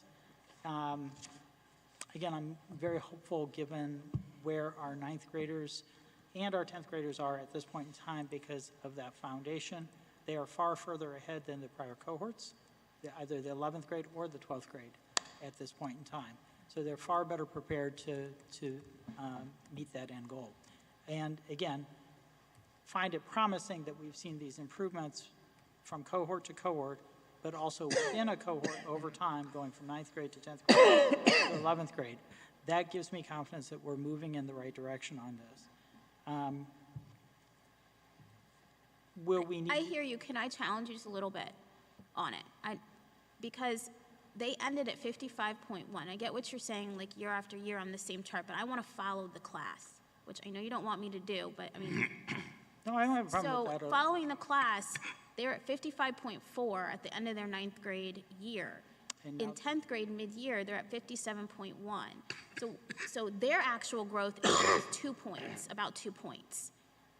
If they backslide, because we're anticipating a backslide, then they have to make up. But they're only growing at a rate of 2 points. I think for me, the missing piece is time. So, for example, with each cohort, each year, as we know, each year that they're in school, that we expect them to have more credits to be on track to graduate. And so how we intervene, these are the strategies, right? Credit attainment, number one, you gotta come to school. Attendance, you have to, have those connections to school. So you want to be there, you want to be engaged, and when you're in school, you're engaged, you have to have quality instruction. Those are the 3 theories of action.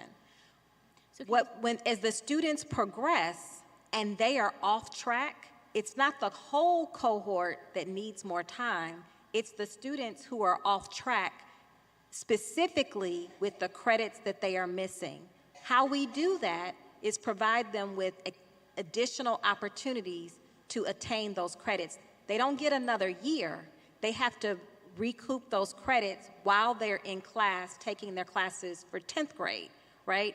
And so how we do that is we prioritize our students who are off track in summer school opportunities. We prioritize making sure that we're connecting them with credit recovery options during the school year. So they don't, when at the end of the semester, that's when grades are finalized, not quarter, but at the end of the semester, we know who's off track. The matriculation teams are meeting, they're intervening immediately. This is, you're not on track to pass this class, which will be at the end of the year. How do we find time to make sure that you have study hours, you're in study hall, you have opportunities for credit recovery, you're gonna have priority enrollment in summer school. Time is the missing piece. The goal is to make sure that our students stay on track starting in 9th grade. Once they get off track, it's an uphill battle for them to recoup those credits because they don't have another school year to go back and earn the credits from last year. They have to do them in tandem. So there's like you have to walk and chew gum at the same time. How do we build in those opportunities of time for support specifically, not for the whole cohort, but for the students who are off track? For me, it's the time that becomes a missing piece and the dynamic that shifts from student to student. We have to know our students. We have to know who they are. We have to know what they need specifically, why they are off track, and what the plan is for intervention. That is a student-by-student response, and that's what our matriculation teams are doing. It's not a wholesale approach. It's not every student needs math. Every student doesn't need English. Every student isn't off track because of testing. We have to know specifically, this particular student, Johnny, is off track in this area for this reason, and this is the intervention plan. And so it's it's a very specific response to ensure that the students are not getting further off track as they progress in the calendar year, in the school year, and as they matriculate from cohort to cohort. But I assure you that we're not waiting to the end of the school year for 10th grade cohort to look at this data. Again, this is why this governance structure and this model is helping us across the entire organization to keep our eye on the prize, to stay focused on the main thing. The main thing is making sure that we're focusing not only on graduation for our seniors, but matriculation for all students. We can't wait till senior year to figure out who's off track. This conversation begins much earlier, and we have systematized the process across the entire district to ensure that we're monitoring in real time so we know. Here we're looking at the whole cohort, 1,000 students. This is a conversation we have to have with each individual student because their journey, their intervention to ensure that they recover the credits or they stay on track and attain the credits, that's an individualized conversation. Right, each student gets what they need, but that's not what we're doing right now at this table. I am, as a board member, we have benchmarks that says that right now this cohort is supposed to be at 61% and they are only at 57.1. At the end of the school year, they're also supposed to be at 61%. We are anticipating a backslide. When they go to the next, when we look at the next cohort, it's even higher. I am asking, I appreciate everything you said, 100% agree with you, I'm not arguing about that. I'm hearing, we are already anticipating that these 10th graders are not going to meet the benchmark by the end of this year based on what you've said. My concern is, are we aligning our theories of action, what you have said in this report, to get to the next step for when we monitor this so that they are on track? So I'm asking, so you said, look at the credit attainment strategy. That's the strategy that we think is really going to bridge the gap because right now we have a gap and we're anticipating a backslide. So that's what I'm hearing you say, that we're going to be really pushing the credit attainment and using strategy for every student. But hear me what I'm saying, these are the benchmarks that you're being evaluated on, and right now you're off track. So that's the framing of my question, is I have to make sure we're on track, right? So, again, looking at a cohort over time makes sense. Our current 11th graders ended 10th grade at 45.3%. okay? They're currently sitting at 53.2. So they made that uptick. So am I confident that this year's, and again, if you look at what happened in 10th grade, it tends to be sort of flat, to be honest. It's 9th grade that's the one that seems this. So 10th grade seems to be relatively flat. If you look at 11th grade, there's an uptick. Again, this investment in trying to keep kids on track and trying to focus on making, getting students back on track as quickly as possible is, I think, the strategy to move forward. And if we look at our prior cohort, we see that incrementally working forward. Thank you. Cole Beckerly. Thank you. Because I understand what she's asking, but I also understand your response. I'm sorry. I understand your response. That I thought was very thorough. It was a very thorough response, but again, this is monitoring, and we are monitoring what is on our. I got you. Narrow. I got you. In monitoring this, is it safe for us to say that this 3% shortfall represents kind of a, just, if I'm looking at this as a marathon, I tend to look at high school as a marathon. In fact, pre-K to 12 is that. But particularly the last stretch, is it just this 3%, just a slight wall, something to look at? Because again, when you apply the credit recovery opportunity, that can be leveraged a couple of ways. The one you just illustrated to say, okay, it's time to catch up. I know students, have mentored students who've been in that situation. I've also seen students who have leveraged it as an opportunity to, where they even passed the class, to make it up and get a higher GPA. But does this just represent a bit of a, just hitting a wall as opposed to, you know, a fallback or a major setback, so to speak? Board Member Cole, thank you for your question. I would refer to it more of as the ebb and flow.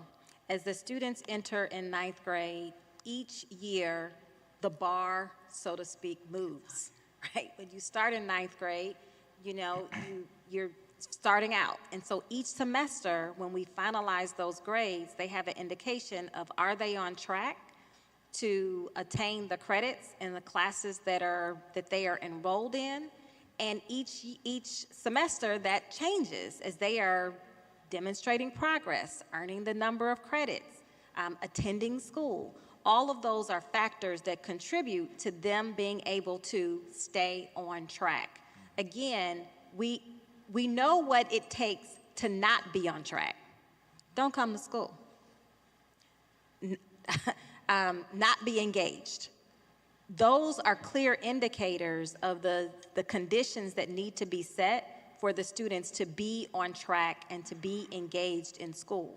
And so I would see it as more as an ebb and flow, because the expectations change the longer that they're in school, whether it's 9th grade, 10th grade, 11th grade, it fluctuates, where they may have, you know, not demonstrated mastery in one course in 9th grade.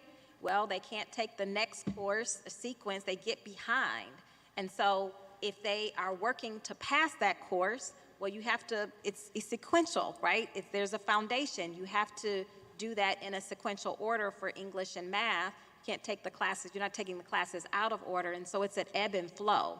And the longer that the students are in school, there's more time that's involved, which certainly could lead to more vulnerabilities for them not being on track. And that's, I think, to me, it's more of an ebb and flow. Okay, the marathon. Okay, but essentially... We know the end goal, right? Right, exactly. Yes. But essentially, the strategy's in place. The assurance is that the strategies are in place that allow students in any number of ways, using any number of modalities available, whether it's the credit recovery, whether it's, okay, we're picking up attendance, whether it is overall a building is improving its culture and climate that makes school more attractive to attend and more viable to be there. At the end of the day, those strategies are there and available equitably throughout the district to ensure that students have that opportunity to level up. Yes. Thank you. Thank you. All Member Beckerly. I'd like to pick up on where President Adair was going, because I think part of what I'm hearing and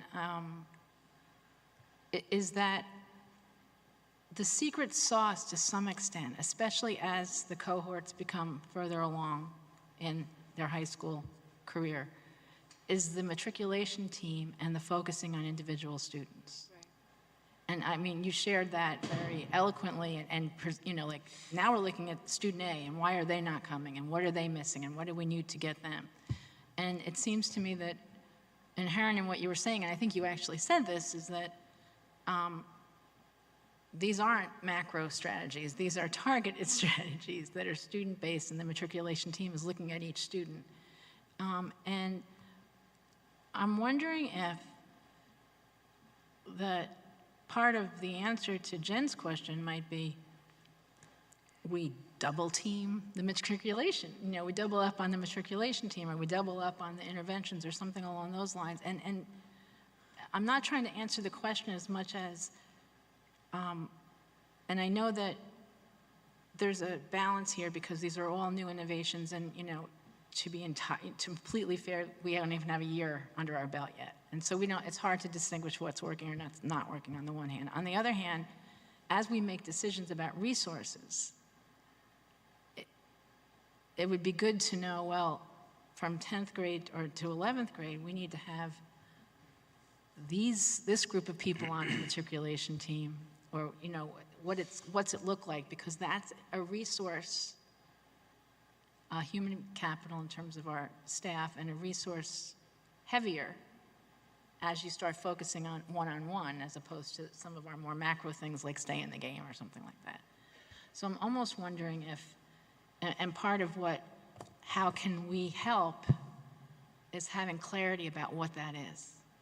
And I don't think there's an answer as much as it seems to me that that's part of what Jen's asking. What are we going to do to stop the backslide? Strategy. Well, it's also, I mean, you mentioned the matriculation teams, but that doesn't, it seems like a subset of part of a theory of action. It's not a theory of action itself. So we're evaluating your choice in the types of theories of actions you are presenting, and that's what we're trying to get at. There are several action steps under each theory of action. And so if you look at the third theory of action, credit attainment, you'll see matriculation teams, but really the matriculation team is not just looking at credit recovery, they're also looking at attendance. They're also looking at SEALs. They're also looking at internship hours. They're also looking at behavior. They're looking at the whole picture. So it really the way we support our students across the district, which spans across all of the theories of action. It's how do we implement these theories of action at every school so we know that we're getting the return on our investment. This is how we're managing it. Yeah, I mean, I kind of think the matriculation teams are the theory of action. Well, that's her choice. Right. Well, I think it goes to just, we recognize that there is a further breakdown. So when you have these theories of action, and in our minds we're thinking through all the strategies you are now listing, I think it's important, you know, for us to really be able to spell that out. So when it comes down to what do you need, that will fall into, you know, if it's more if it's more experts in this field, especially as we know ESSER funding is leaving. And so I think that's the hard part when we have these kind of broader theories of action, when we really want to get to the meat of what you are doing, what are the strategies that are actually making these theories of action happen, and then essentially what are the gaps. So when you even go to board support, right, so you know, making sure work to ensure that our guardrails are adequately funded, like very specifically being able to say what you need and giving us, you know, is that more personnel? Is it additional funding specifically for? So I think it's more of just we see this, but we still want to understand specifically what you need and what how these theories of action actually connect, especially as President Adair was highlighting some of those things earlier. These are the things we were thinking through, but didn't quite see how that was articulated here. Yeah, and I think to Jennifer, President Adair's point is that, you know, our job here is to assess whether the strategies being presented are reasonably aligned and likely to achieve the goal. And so we need enough detail and enough ability to analyze or enough comfort that we can understand the relative impact of each strategy to know whether we should stay in the course is the right thing or not, which is to be balanced entirely with we're only a year into this. And so I think some of what we're talking about here is just sort of the structure of the board work a little. We can certainly provide more detail. It would be our pleasure. Because again, there's great work happening at our schools and our teams are making it happen each and every day. Certainly, for the purpose of the report, we were trying to stay at that 30,000-foot level, which was the guidance that we've been provided. If you would like for us to deviate from that and provide more, just let us know. Perhaps that comes up in the questions.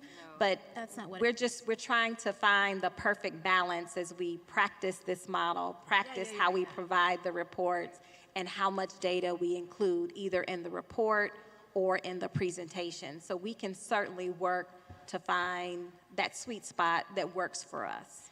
And just, we're gonna, because actually we're all gonna have a coaching session next board meeting. Oh, good.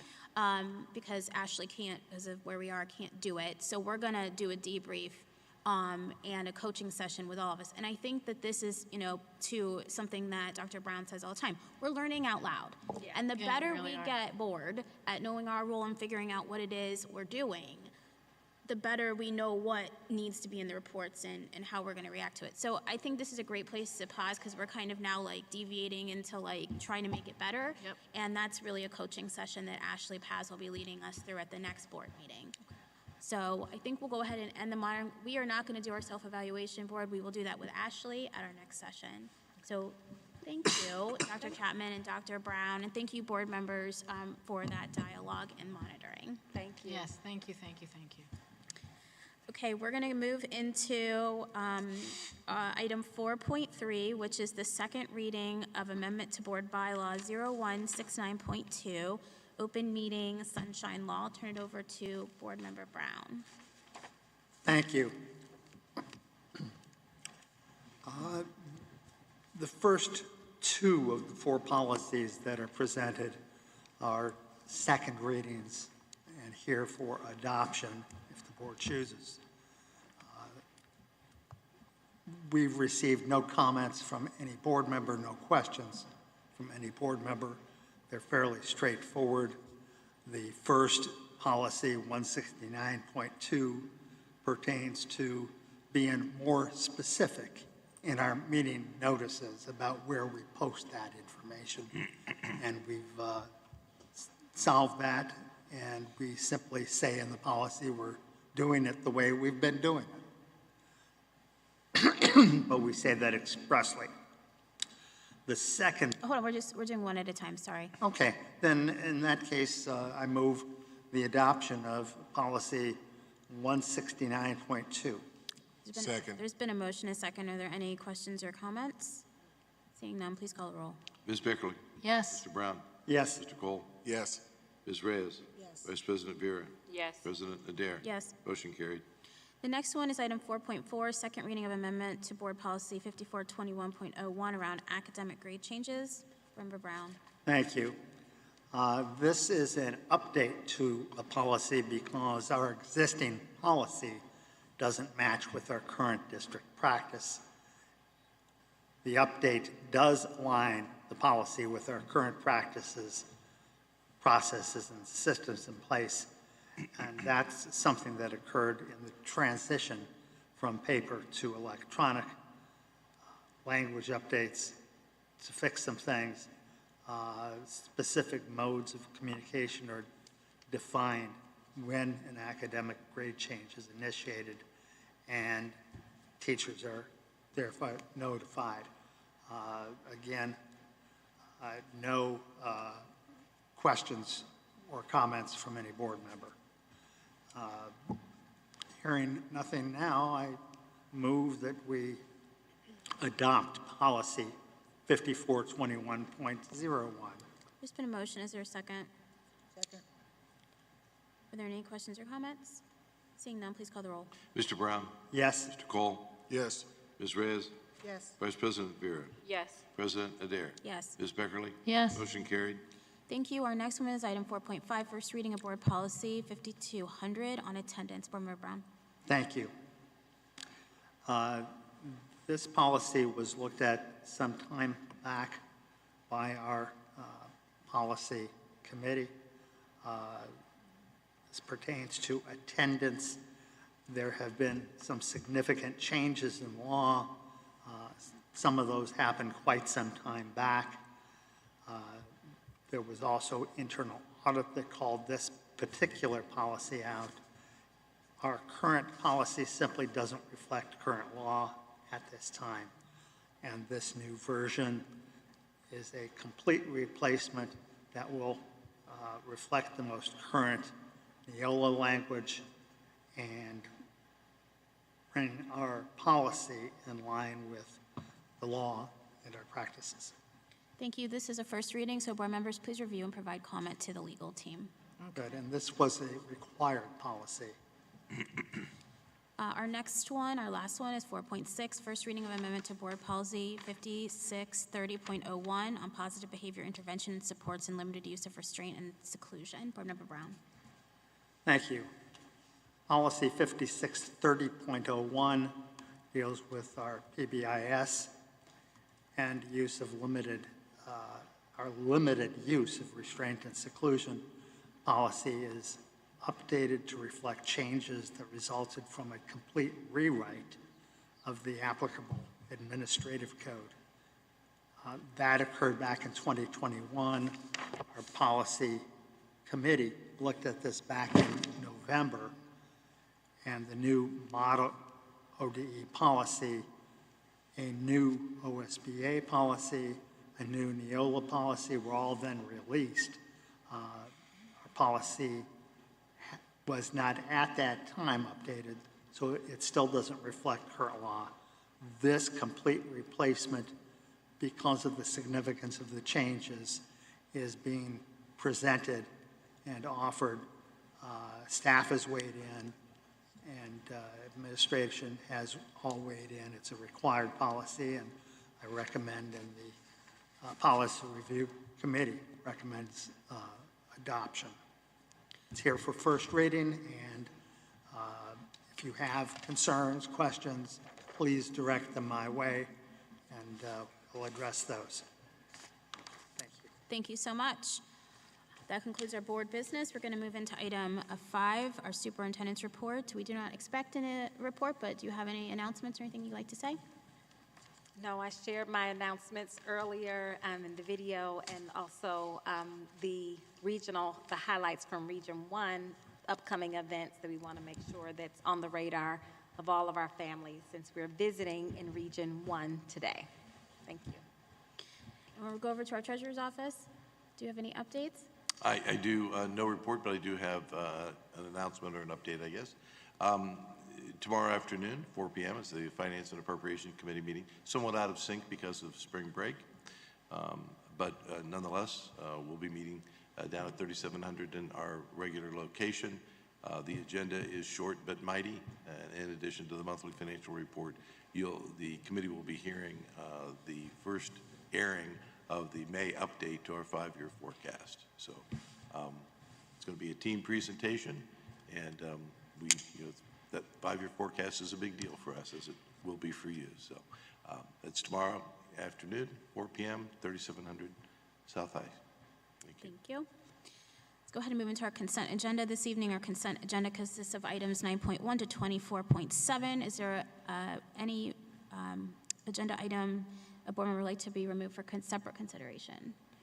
Seeing none, is there a motion to Move we approve? approve the consent agenda. There's been a motion, is there? Second. There's been a motion and a second. Are there any items, board member would like to discuss? Seeing none, please call the roll. Mr. Cole? Yes. Ms. Reyes? Yes. Vice President Vera? Yes. President Adair? Yes, with the exception of 18.1, from which I abstain. Ms. Beckerly? Yes. Mr. Brown? Yes. That motion carried. Thank you. We do not have anyone here to speak on non-agenda items, so the next thing we have is a motion to go into executive session. Vice President Vera.